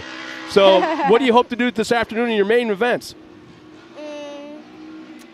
Maybe. Think you'll get the whole shot? Maybe try. You going to try to? Because you came close this afternoon or this morning. Yeah. So, well, you know what? I want you and your dad to come up here every chance you get. Talk to Pam or I, okay? We'll put you on camera. We'll talk about your racing, okay? Okay. All right. Good luck this afternoon, buddy. All right. Have a good time. Have fun. Oh, and you're also a Mid-America Outdoor Ambassador, correct? Yeah. Yeah, so the park, you represent the park, so that's awesome. So good luck today. Yeah, you're one of us. You're going, oh, crap, not really. Oh, I'm supposed to shake your hand again, man. Smile. Come on, smile. Yeah, there we go. Come on. All right, nice job, man. All right. Thank you so much, Tanner. We'll see you again later on, and good luck, and hopefully we see you up on the podium. Thank you. You're welcome. You have a good day out there, and stay safe and rubber side down. Yeah, you got it, man. Thank you for coming up here, both you and your dad. Next time we'll talk to him. All right, I'm going to go through what we have. We have 2 divisions that took off the line. So in that number 1 position, we have Carson Vale out of Edgerton, Kansas in the 999 in the Youth 1000 division. Then we have in second place the 979 of Jace Leach out of Hempstead, Texas. Then in third position, R.J. Tremblay in the number 1810 out of Harrison, Arkansas. In fourth position, the number 42 of Rowdy Speaks out of Cowada, Oklahoma. Then in the fifth position, number 11, Carter Caraway out of Blue Ridge, Texas. Then in the second division, we have Ryder Van Beekum in that number 64 in the first position out of Queen Creek, Arizona. Second position, the 3C of Case Beeman out of Enola, Oklahoma. Third, the number 250 of Creighton Jordan out of Ozark, Missouri. And then Tyler Lukemeyer, the 225 out of Aldeo, Texas. I got a buddy of mine checked in. He just moved to Arizona from Wisconsin. Kirk, thanks for checking in, man. I'm glad you're watching us. He's enjoying the broadcast so far. What do you mean so far? What's that supposed to mean? Dude. But, yeah, thanks for checking in, man. Yeah, so up next, we're going to have race number 12. Actually, no, it's the women's. Oh, you got it. I had it all set up, and then women, when you can't find something, it's because your wife moved it. Do you know I have OCD, and I keep things, organized? I saw you messing with my papers. And we were all set up just what they were, yeah. Well, I'm missing one that says race 12 on it, so Yep. we should have women's turbo and women's NA coming up next. We should have about 19 entries, but I just saw Ryder Van Beekem come off race course. He started off well off the pace. I mean, he was last off the line, and he just never was at full speed. He's the one that took a tumble off the start of the last race that he was in. So that was unfortunate for him. He was in the amateur NA class. So Brian Dervin checked in. He said, awesome interview, Tanner. Now I was watching, and she loves you. Jason Dowdy. Let's see, beat Chad Mayo from Lynn Esminger, I think it is. And then Larry Orth goes, Cash is racing soon. Well, thumbs up. He did. He was out actually earlier. And I'm not sure what happened. I don't believe he came through the finish line, but he was out earlier in the Pro Turbo or the Expert Turbo class. So he was in our first race of the day. He did not finish the heat race, but... So the white flag is out right now, or has been for a bit, as we got our women already lined up and staging, ready to go. So I have a funny feeling this is going to be a fast snap from one race to the next. Hey, I'm all for it. I'm actually jealous of all these women. I've met a few of them. I love them to pieces. I'm jealous that I'm not out there racing with them. Well, you know what? It's okay. I'm having fun. I'm going to start calling you Atna. Huh? I'm starting to call you Atna. What's that? All talk, no action. Oh, jeez. my racing days are over. Oh, please. It's all about Hank's time. Oh, I did mine. But, Mom, I want you to race. I could see that coming. No. Come on. If you get in a race and it's called a powder puff, I will never let you live it down. I did that previously in my life. I just never liked women's race being called a powder puff race. I know. I raced it for like 6 years out in Barstow, California. Ugh. So, Barstow. Heaven on earth right there. The 225 of Ty Lukemeyer just came across and got the white flag. And on screen, I believe that is R.J. Tremblay right there in the 1810 in that #1 position that he just had on screen. He's got a very recognizable vehicle with the bright green cage. So Kathy Brixey checked in. Go Crichton Jordan. Love Grandma. You always got to, no matter if it embarrasses them or not, you always got to say love Grandma. Well, you're keeping up on all that stuff. I'm just doing timing and scoring here. Well, because you're hoarding the laptop. Well, I can put it in the middle, but... But what? No. There. Oh. Yeah, that helps now me. You can see it. Yeah, no. I can't, no. Oh, my goodness I got to be like this. I got to be even this closer. Oh. I'm having too much fun with you. It's fun. It's a lot of fun. What do you think about this new production trailer? I feel like a VIP. It's fancy. I like it. I love the desk that they built for us. It's awesome. We're branded on the front side, so people at home, when they're on screen with us, you can see the Mid-America Outdoors logo. It's a full-blown semi-trailer with a lounge inside, slide-outs. The checkered flag is out. Cars are coming off the track. 999s across the line. Carson Vale. That was not R.J. Tremblay with the very recognizable car. It's Carson Vale, so I'll definitely remember that. He just came in that #1 position. The 1810 of R.J. Tremblay has that bright green cage as well, just came in second place. And then Case Beeman came in that 3rd position. You have Jace Leach, the 979. Got the American flag theme on the side. With the blue stripe. Yes. Supporting the first responders. Yes. Our police officers. There's the 42. The 42 of Rowdy Speaks. Tell you, when you got racers in your lineup, whether one is Rusty, one is Rowdy, you got a cool racing series going on, man. Exactly. All right, it sounds like we have Mr. Miles Hasselquist down there with Carson Vale. So, Miles, take it away. Miles, coming to you in 3, 2, 1. Carson Vale just got off the track. Another Kansas boy down here racing. How was your race out there, buddy? It was fun. I need to stiffen my rear shocks up, tighten them up, make them stiffer. I'm bottoming out on all the jumps, so I got to fix that. But other than that, car's handling great. And you've got 2 cars out here racing this weekend, correct? Yes, sir. It's going to be a lot of fun. So you've been out there running hard. The track, you say it's getting is it getting faster? Yeah, I'd say so. There's quite a bit of ruts building up, so people are going to have to watch out for those. Yeah, so you just won your heat in the your heat race out there for the Youth 1K, having fun. What's the next class you're racing? Expert NA. Expert NA. That'll be a lot of fun. I know you and your dad will get back to the pits, work on this thing, and get it back in action. Yes, sir. Well, Carson Vale, I'll let you head on back, but thanks for the chat, buddy. See ya. So we'll throw it back on up to you guys. Well, thanks a lot, Miles. As we get ready to go for race number 13, they're at the line already, and let's go through our lineup. We've got a lot. We got 8 entries in women's turbo and 11 entries in women's naturally aspirated. Here's our women turbo lineup.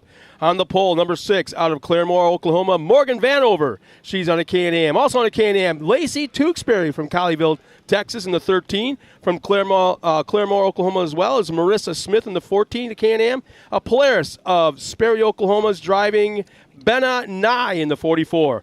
88 of Crystal Rowden from Carthage, Missouri on a K&M. And right alongside the 314 of Katie Thomas from Lowell, Arkansas on a K&M.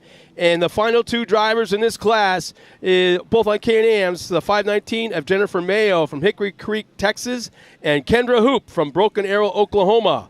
And now in the women's NA, we've got a lot of entries. Like I said, there's 11 there. On the pole for that, and a Polaris. In the 04, Emma Garman from Yemassee, South Carolina. On a Yamaha, Haley Boodle. On a Polaris from Carthage, Missouri, Ashley Rowden. And the 15, the 17 of Brooklyn Singleton from Coweta, Oklahoma. Why can't I never... It's an Articat. Articat. Cat. Major brain fade. Wow. From Stevensville, Texas on a Articat, the 109 of Holly Mulligan. Josie Watkins from Cameron, Missouri on a Polaris in the 237.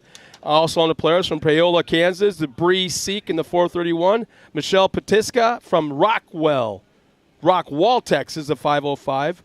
She's the one I was saying that hasn't ever raced anything ever before. Oh, really? Yes. Go, Michelle. What the heck? As long as your man is paying for it, rock it, man. Go. I think she's paying for it. Well, even better. Good for him. The 622 of Kaylee McGuire from Sapulpa, Oklahoma is on a Polaris. Our last 2 drivers, both on Polarises. One is from Berryville, Arkansas, in the 774 of Shaylee Broker. And finally, Paige Lukemeyer from Aledo, Texas, in the 806. Mouthful there, 2 races in one, multiple waves. We're just going to watch timing and scoring and call it best we can because this is going to be a beehive when they take off. Exactly, and we've had, some of these have already raced once today. You have Kendra Hoop is already in the Expert Turbo class. She's out here again racing in her Can-Am again in the Women's Turbo class, so she's getting double duty time there. You got Haley Boodle, who's already been out on race course, Bree Seek, who just recently raced just a few minutes ago herself. So I love that these people are out here, doing multiple, but they are getting ready to go live here momentarily. Giving one final countdown. You can see our track crew. One guy goes across the line, points at them, signifying that the driver should be giving the nod. Going down the next car, the next car, the next car, and at that time, our flagman walks out probably about 150 feet, 200 feet out in front of the drivers, and that's where he's at right now. One final thumbs up. Flag goes down. And then flag is up. We're on our way. Green flag is out for women's turbo. Look at the dust. Man, never would I thought. In Blue Groove at the top of the hill, as they exit the left-hander coming down the hill, there's Blue Groove all the way down. And that right there is why their tires are getting so worn. And some people change their tires out every single race because they have to. As you saw yesterday, I think it was Robert Van Beekham's. Yeah. That was a smooth tire. Starting to delaminate even. Yeah, I mean, you start off with a brand new tire, and by the end, it's a smooth, slick track racing. Next off the line, that is the NA class. So first off, the turbos went. So that's wave 1 of wave run. Yep, with 8 entries that went off on the turbo class, and then we have 11 that are going to be taking off in the NA. So we still have another line getting ready to take off.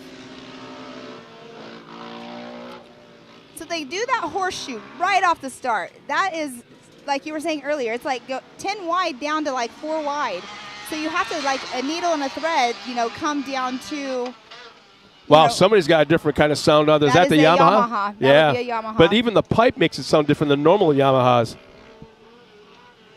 But coming in with that horseshoe right off the bat, going into, the little bit of the right-hand straightaway, then they go up into the Talladega turn. So they have 2 gnarly U-turn style upgrade. I mean, what is that? Would you say, like 250 feet incline? I mean, they Oh have yeah, two of those right off the bat. elevation change from the starting line to the top of that hill. But one Yeah. good thing about the Talladega turn, like this first horseshoe that they start off on, at the top it's kind of flattened out, right? So the Talladega turn It's is like a drift. double apex. Yeah, you can drift it. So if you practice it enough and know how to take that turn, you can definitely drift the course. I think that that appears to be what everybody's doing because of that blue groove. Here come completing lap number 1. We've got the 13 running up front, 917 running in second. So the 13 of Lacey Tewksbury, and then the 917 is Kendra Hoop. Kendra Hoop is another Mid-America Outdoors a brand ambassador, I should say, of the park. She's an ambassador here. So she was literally 0.688 of a second off of Lacey Tewksbury when she came through. Yep, very close. Very, very close. Well, see, what I like about these cars also is we talked about how in a couple of races ago, looking at the line before they took the green flag, how every car looked different. Yes. Everybody has their own idea of what they look like in a cage. Yeah. But now I'm looking at the same kind of thing, but also radiator and fan placement. Yes, some people is different. Yeah, some people put them in the back. Way up high, trying to catch that air, but they're also going to catch mud, dust, rocks. Exactly. And then some have it laid down and rely on the fan to suck up or suck down the air. Exactly. So that's always cool to see different ideas on what works. You know what else I like about the girls class, what I'm noticing? A lot of them have bright colors on them, on their cars. So it's going to be more recognizable on them. So we have the number 44 of Benna Nye came through in that number 1 position in the women's turbo. No, you saw Lacey Tewksbury, though, come through, correct? Yeah, she was first in, in the first wave, yeah. So right there on screen in the background that you could see the Talladega turn, but right now they are in the Ultimax Spillway going off those tabletop jumps, which one of them is 80 feet long, and that's what we were just talking with Scooby about. I'm horrible. Scooby, that's so funny. What was his reasoning behind his nickname? I can't remember. I don't know how he got on it, but just his personality, hanging out with him, and the way he was talking and his little bit of an accent just made it he was fun to hang out with. Yeah. And I don't know why, but Scooby was the first thing I thought of last night when we were hanging out, and he liked it. He liked it. So it's like, boom, so far it's stuck. All right, so we just saw Lacey Tewksbury and Kendra Hoop coming through again. There is more of a gap now, so now there's a 1.255 second gap between Lacey Tewksbury and Kendra Hoop in the women's turbo class. And that's a great footage of the drone right there on Kendra Hoop right now. She has a very recognizable theme on her car. On the side it says Mid-America, but her car is a red, white, and blue. Yeah, it's patriotic. Yep. Definitely. And a lot of the stuff here at Mid-America is wrapped with a patriotic theme. Kendra Hoop in that number 2 position right behind Lacey Tewksbury. And they get spread out so quickly out here on race course, but it's all about strategy because depends on where you want to start. I mean, like last race, talking with my kid, they're right there on screen. That is the Talladega turn. You can see that's it's a steep incline, and then it actually rounds out instead of going flat at the top of the hill. And then right there on screen, you can see that they are coming down the horseshoe, where all you see the action right now up on the upper middle part of your screen. That is the horseshoe that they come on automatically right off the start line. Come down, they make that right-hand turn. Now they're up on that horseshoe, and lots of action going on there. Then when they come down, they make another right-hand turn, and that's when they go into the rhythm section.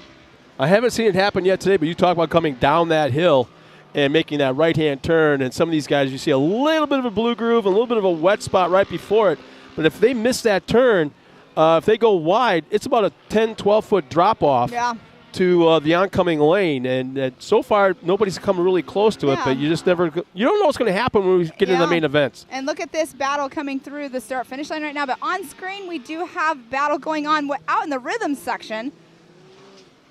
That is – they were 3 wide just now getting ready to exit the rhythm section.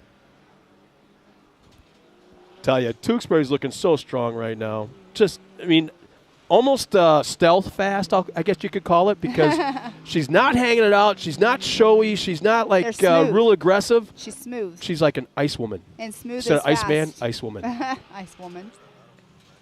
All right, and here's the battle again. Doors open. They were 3 wide earlier. Now they are Side by side coming across the start-finish line. Oop, I'm sorry, wrong reaction. So this is before the tabletops, so they are entering into the tabletops now on that Ultimax spillway. You can see that lip right there, how it kind of kicks the rear end up and makes their front end go down. The first tabletop that they jump off of, it does not do that. So let's see if we can catch the number on the cars here when they come through. Who do we have in the 314? We got 314 is Katie Thomas. Katie Thomas is turned over on the side. I'm not exactly sure what happened. It was off camera, but she's on her side right now. So we just had the 109 come through of Holly Mulligan. So they're on a yellow flag right here, the 774. See, now this is a great example. If we got a camera right now on the start-finish line, there's the yellow flag and the white flag simultaneously. They come to almost a stop. The women are great at this. They're doing exactly what they're supposed to do. They slow down right at that white-yellow flag. They're like probably 5 miles an hour all the way past the incident site, and as soon as they clear that car on the side, man, they nail it all over again and back on it. Yeah, so we had Haley Boodle and Bree Seek just now. They were actually battling it out earlier, too. So Haley Boodle and Bree Seek just now, they're a part of the battle that has the 3 and 4 cars out there that were going 3 wide earlier. And you can still see on screen there are 4 of them battling it out. I believe the one in the front is Jen Mayo with a 360 wrap on her car. Oh, here we go with our finishers. So that is the number 13 of Lacey Tewksbury. She came in first position just now. Second position, Kendra Hoop. It was a lot closer at the finish line than it appeared in the prior lap. So we'll see who's going to come in and take that number 3 spot in the heat race. I believe this is a lap car right here. No, you got to pull off, girl. That was the 04 that just went through of Emma Garman. She did get the checkered flag. I believe this will be 3rd place right here in the first wave. That the is 6. the number 6. That was Morgan Vanover in the women's turbo class. The 44, Nye. Yes, that is Benna Nye out of Sperry, Oklahoma. She is in the women's turbo class as well. And there's 14. 14, Melissa Smith out of Claremore, Oklahoma.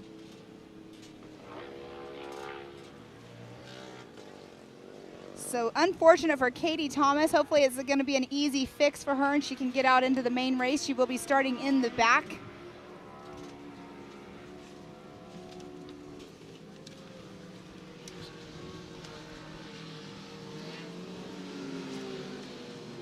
Well, here we have it as we are finishing with the women's races. Race 14, the final heat race event of the day.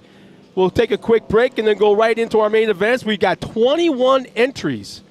And Miles is down Before there ready. that, yeah. Yeah, trackside down there ready. I believe he's going to be with Miss Lacey Tewksbury, the number 13. And down to you, Miles. We are down here. We have Kendra Hoop fresh off the track. How are you feeling out there? I feel good. Much better than the men's race. Yeah, it looked pretty rough out there, but the course is actually coming together, and it looked like you were pretty smooth out there. Is your strategy going to game plan so far? Going pretty well. Aliana drove a great race, so I just got to get a little bit better for the main race.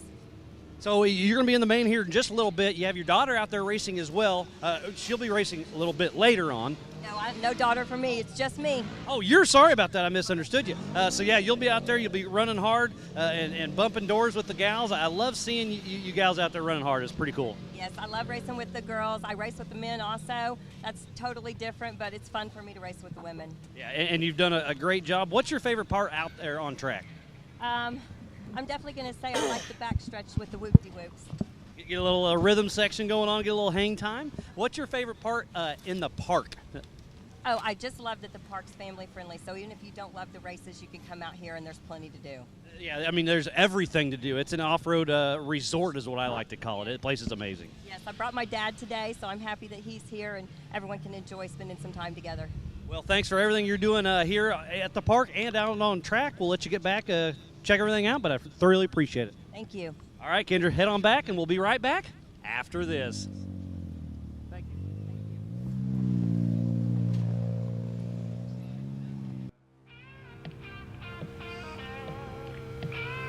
Your usual, sir?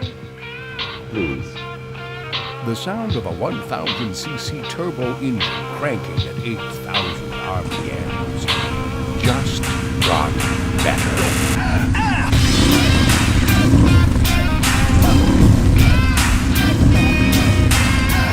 HMF, the official sound of the off-road.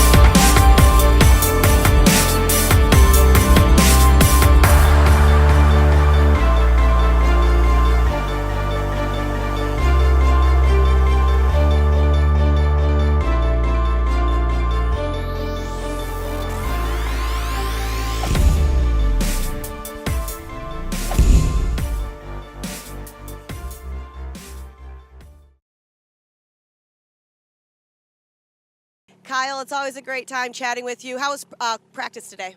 Man, we're here at Mid-America Outdoors, and the track's awesome right now. They did a really good job with the layout. The first couple laps, there was some marbles on the track, but everybody's been out there practicing. They got the track, it's hard blue groove now, and it's actually really good. I think we're going to get some rain tonight, which I think will be good because the track's dusty. They put some water on it today, but if we don't get rain, it's going to be dusty. So I think the rain tonight definitely could help, but looking for a good race tomorrow. I think the track conditions are going to be great. And talking about that, we have a stack field in all of the different classes that we have here at Mid-America Outdoors. Talking about that, what do you think it's going to be? How do you think the turnout's going to be, especially with some great drivers? Man, the first round in Pro Turbo, I think it was the biggest class here. Like, they had almost 30 racers, which is awesome. It's great having that many pros in the Pro Turbo class. It's great lining up against fast dudes because it just makes you faster. So I love coming down here and racing. There's always great competition, and it definitely just it's getting me ready for Champ anyways. And talking about that, we always talk about land rush starts. In Champ, you only have one land rush start. Here, it's every single round straight up into a hill. How difficult or how different is that for somebody who's never done something like that? I think it's a lot about setup. Like, there's different companies. You know, Evo makes a tune for me that has it's like a launch control. So it's like that pretty much builds boost from 0 mile an hour. That way, when you take off, you're already building boost. So I think it's about having the right tools in your toolbox for every situation. Awesome. Well, best of luck to you, Kyle. It's always good to see you out here. Back up to you guys. Well, welcome back, everybody. And that was Kyle Cheney. We had a chance to speak to him last night as we kind of walked around the pit area. And, man, there's a driver right there that obviously we can call Iceman because he never gets up, never gets down. He's just smooth as silk. Mm-hmm. And, damn, what a driver. But we got one race left. Do you remember last race, round 1? He got a flat on the first lap, and he drove the whole entire race. I mean, you got to do it for points. So we're getting ready to go with our last heat race of the day. We're going to take a quick break and then come back with the mains. But here's our lineup real quick. Austin Vanover from Claremore, Oklahoma. He's in the number 2. The number 15 of Cody Martin from Collierville, Tennessee. The number 3 spot will be the 17 of Corey Willis from Lake Charles, Louisiana. Blue Ridge is the home of Kobe Caraway in the 18, and the green is out. We're underway. And that looks like Kyle Cheney is in that number 1 position already off the line. Scotty Champion is in 2nd position. He was our winner last round, 2nd points last year. Kanan Baker is out there as well from Owasso, Oklahoma, the 21. 30 have Zach Beavers from Aubie, Texas. Yemassee, South Carolina is a home for Jeb Boodle in the 41. Gage Hughes from Ozark, Missouri in the 45. Green flag is out for the second wave, and look at that dust being kicked up. You definitely have to be careful right there. And if you'll notice the difference, Kobe Caraway is the only single-seat Can-Am out there. He has had that built, and it is an awesome-looking car, but he is the only single-seat Can-Am out on race course. Also, we got the 53 of Randy Clifton from Benton, Arkansas on the track. Queens Creek, Arizona is a home for the 64 of Robert Van Beekum. Ryan Tewksbury from Colleyville, Texas in the 81. Alan Corbin from Salome, Arkansas in the 84. And the third wave is off the track, off the green. It's so dusty up on that corner right there. That's where they have to know the track and where their marks are because they want to make sure they don't miss them. And we still have Mitchell Huddleston from Weatherford, Texas in the 124. Scott Champion in the 184 from Fort Worth. We got the 191 of Kyle Cheney pulling the whole shot in the first wave. Zach Smith is out there in the Claremore, Oklahoma's 221. The 260 of Hunter Davidson. The 704 of Daniel Kelly. Ray Barnes in the 717. Mike Park in the 904. And Jack Letourneau from Lindstrom, Minnesota in the 979. And look at the screen. There's dust all over the place, but right now physically out on course in first position is Kyle Cheney with Scotty Champion in that number 2 spot. They will be coming through right now here shortly on the Raceline Bridge through the start-finish line. We'll see what their times are going to be. But there is already quite a gap. But here's Kyle Cheney. Just made it through. He's not hanging it out. He's keeping it nice and straight and smooth. There's just something about that car that just looks so much different than everybody else as far as the handling goes. Yes. The shock setups. And Scotty Champion just went through with a 2.769 second gap between him and Kyle Cheney. So keep an eye on that. They are doing 5 laps. So everybody else today has been doing 4 laps. But they will be doing 5 laps out there today on course. I didn't think I'd be able to pick it out that fast, but we talked about that cage. That's number 38. That really low-profile cage on that black and white car. I forget who the driver is, but we looked at that last night, and, man, that thing is so Star Trek-ish look. Be coming around the start-finish line any moment now. Here we come. That is the 17 of Corey Willis in that black and white. Yeah, this one right here with that laid down. Oh, that one, the number 21. That one is Kanan Baker. There you go. Yeah, Kanan Baker. I love the look of that car. Now, he already raced earlier. He's the one that came through with the flat tire in the Pro NA class. He's got to be pretty skinny, too, which he is, but he's got to be really skinny to get inside that window area. Yeah, I haven't met him. I met his dad, but I have not met him yet. Oh, left rear flat tire on the car coming off the track. That is the 64. Number 64 of Robert Van Beekum. Man, he cannot catch a break. No, he had a flat tire earlier as well. Yeah. He needs to avoid that. He rock had he's 2 hitting. new tires in his entire inventory last night. Oh, wow. That's it. Tires are an issue for people to get right now. Well, look how many flat tires we had pulling off the track in practice. I know. It's a lot. I'm not So- quite sure who that is pulled off right here, but on screen you can see they are hitting the tabletop jump as we speak. Oh, they're clearing it, no problem. There was Cheney right there.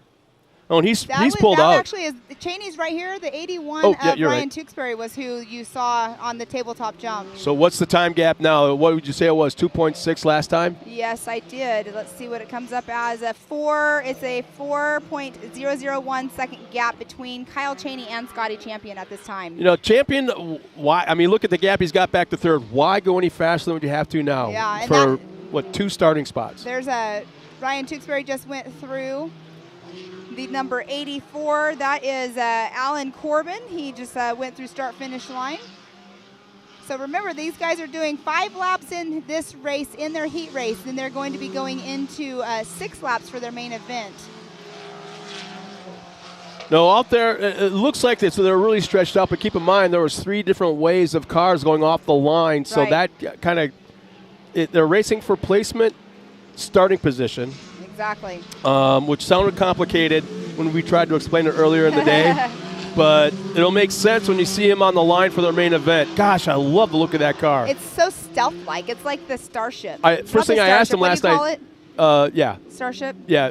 That's not what I'm thinking of. Oh, but yellow. Oh, we got a car. Oh, look at all 4 of them coming down that hill Yeah, right there's a there. yellow You out. have Kobe Caraway. There's a yellow. Kanan Baker. The bright all yellow one. I'm not sure who that is.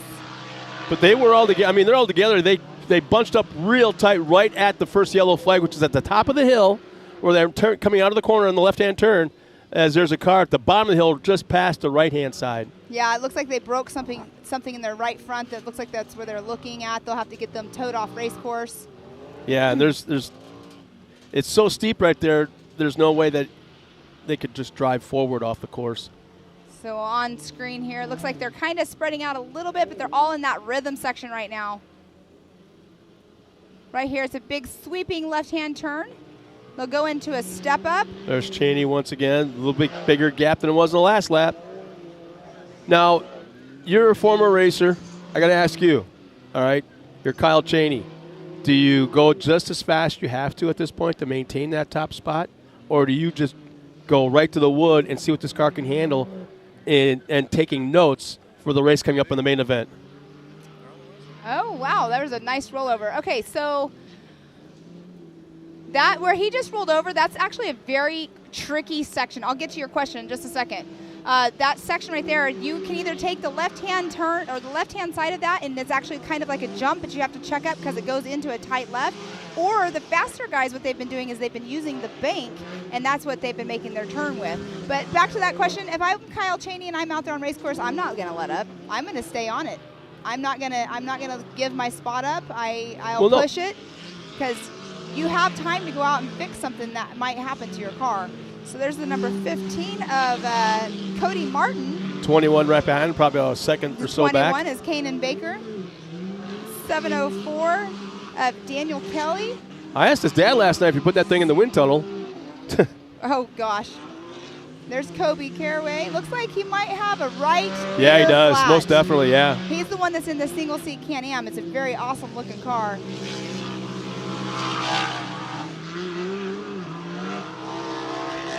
I believe that yellow car that we were wondering earlier, I'm pretty positive that is Austin Vanover in the all-yellow Can-Am. That's a bummer for Kobe. So what he'll probably end up doing, I mean, everybody else has just been, finishing out the race, but that's having a flat tire like that. It makes you question how hard do you push it to try to keep your spot, or not your spot, but there's a white flag out for Kyle Cheney. Yep. But then again, if you Were get they a running flat, if you wrap around and brake Well, lines. are they running too low tire pressure? They're all running beadlocks. Yeah. Are they running too low of tire pressure? That's the other thing we never thought of. We're thinking rocks are doing it, maybe Right. abrasive, All right. abrasive dirt, but what if they're running too low tire pressure? It could be. So Scotty Champion is now 8.205 Yeah. seconds behind Kyle Cheney. But they both just got the white flag. And coming through getting the white flag behind them. Let's see who's going to be in that number 3 spot. Just look at that guy. It doesn't look like a side-by-side or a UTV of any kind. Off in the distance. That's Star Wars action right there. That's what I'm saying. I couldn't think of what it was called, though. Stormtroopers behind the wheel of that thing. He needs to get a white fire suit with a white helmet now. Alan Corbin, the 84, and the one 38 of Zach Beavers just went through. One of those white Simpson Stormtrooper helmet. Yeah. I have one. I did.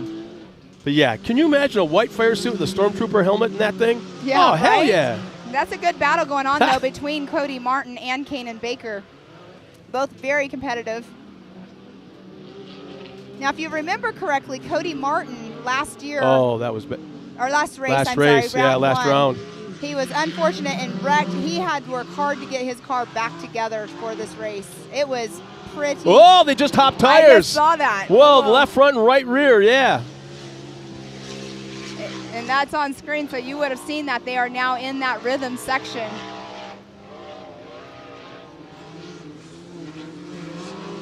Whoa, that was close. Luckily, they were both going straight and not in the turn. Exactly. The 41 of Jeb Boodle just came through. He's on his last lap. Ooh, that sounds not very good for Kyle Cheney. His car sounded a little funky just now, but he just now came across and took that checkered flag. Well, it sounds fine to me. I heard a noise, but he came through kind of quiet. But we're going to catch him coming through here so we can get an interview. Scotty Champion just came through with a 9.759 seconds behind Kyle Cheney. So he was our winner at round 1. He was second place in points last season. He's definitely trying to go for that championship as well. And coming Oh, boy, here we go. Lap traffic. They're racing for position right there, side by side off the tabletop. And that's Cody Martin right there. And Cody Martin and Kanan Baker.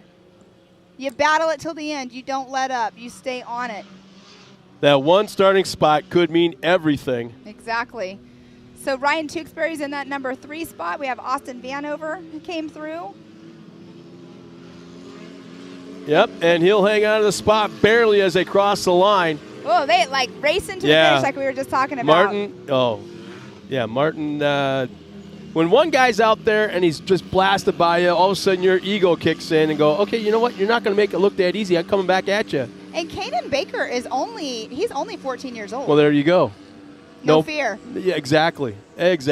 No fear at all. That was a great finish to the heat race, though, for sure. So the number 17 right there of Corey Willis also just came through. But so Ryan Tewksbury, who came through in that 3rd position, he actually is with Cheney. So they are pitted together.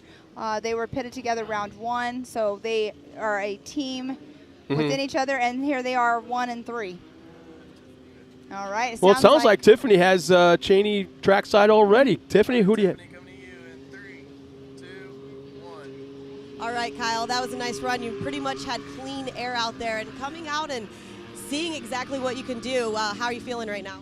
Man, really good. My Can-Am Evo Tune car really launched off the line. That really helped getting clean air, getting out in front of the other guys in my group. And, I got a good lead early, and I think Scott just laid back. He figured that I was too far out and probably didn't want to tear up his car or my car for the main. That way we have a good main race. But it was awesome. Looking forward to all the fast guys in the main. Well, we keep talking about the dust, and obviously the dust is getting a little bit more dustier out there. Wind is still picking up, though. Obviously, you definitely want to be out front. But if that doesn't happen for you, how's that going to change the game plan going into the main? I have a good gate pick, so I don't think as long as I don't get taken out in that first turn, I think we'll be good, even if we're not out front. I've been practicing my passing for the last, I'm not going to tell you my age, but for the last few years, so I'm pretty comfortable passing, and I'd almost rather be, second, third, so I can see the other guys' pace and stuff and see what I got to do. Awesome. Well, best of luck to you guys in the main. And like Kyle said, sometimes he likes to be second or third. He can kind of see what everybody's doing, but not at the end of the race, though. He just wanted to make sure I put that out there. But back up to you guys. All right, here we are with my man, Chad Mayo. Dude, I was coming down the road a minute ago, and I saw you getting towed in. What happened? Unfortunately, that was my fault. I had a lot of work last night that I did on the car, and apparently I left something loose. But I got it fixed and went back out for practice. I put in about 8 reasonably good laps. Unfortunately, I wound up punching a hole in the wheel. So right now we're gonna get that fixed and head out again. Nice, dude. Hey, is it true you drove like 3,600 miles this week in 2 days to get your car ready for this weekend?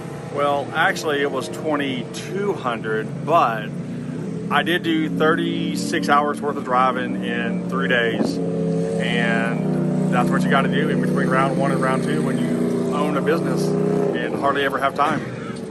Well, let's hope in the race tomorrow you don't get a flat and you put this Team 360 car up on the podium.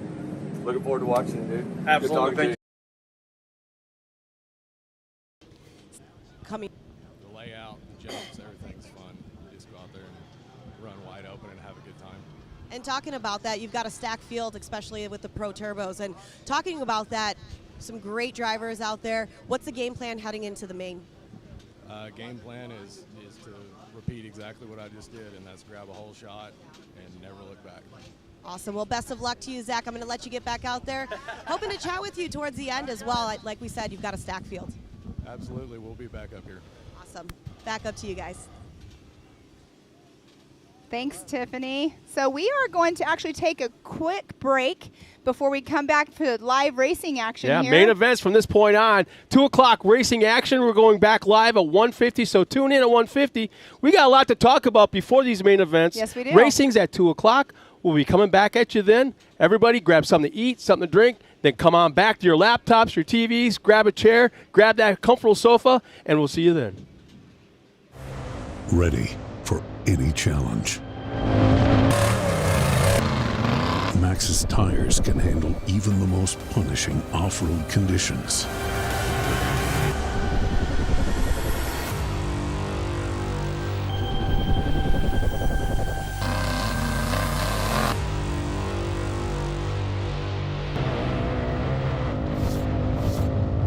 Maxxis tires. Tread victoriously.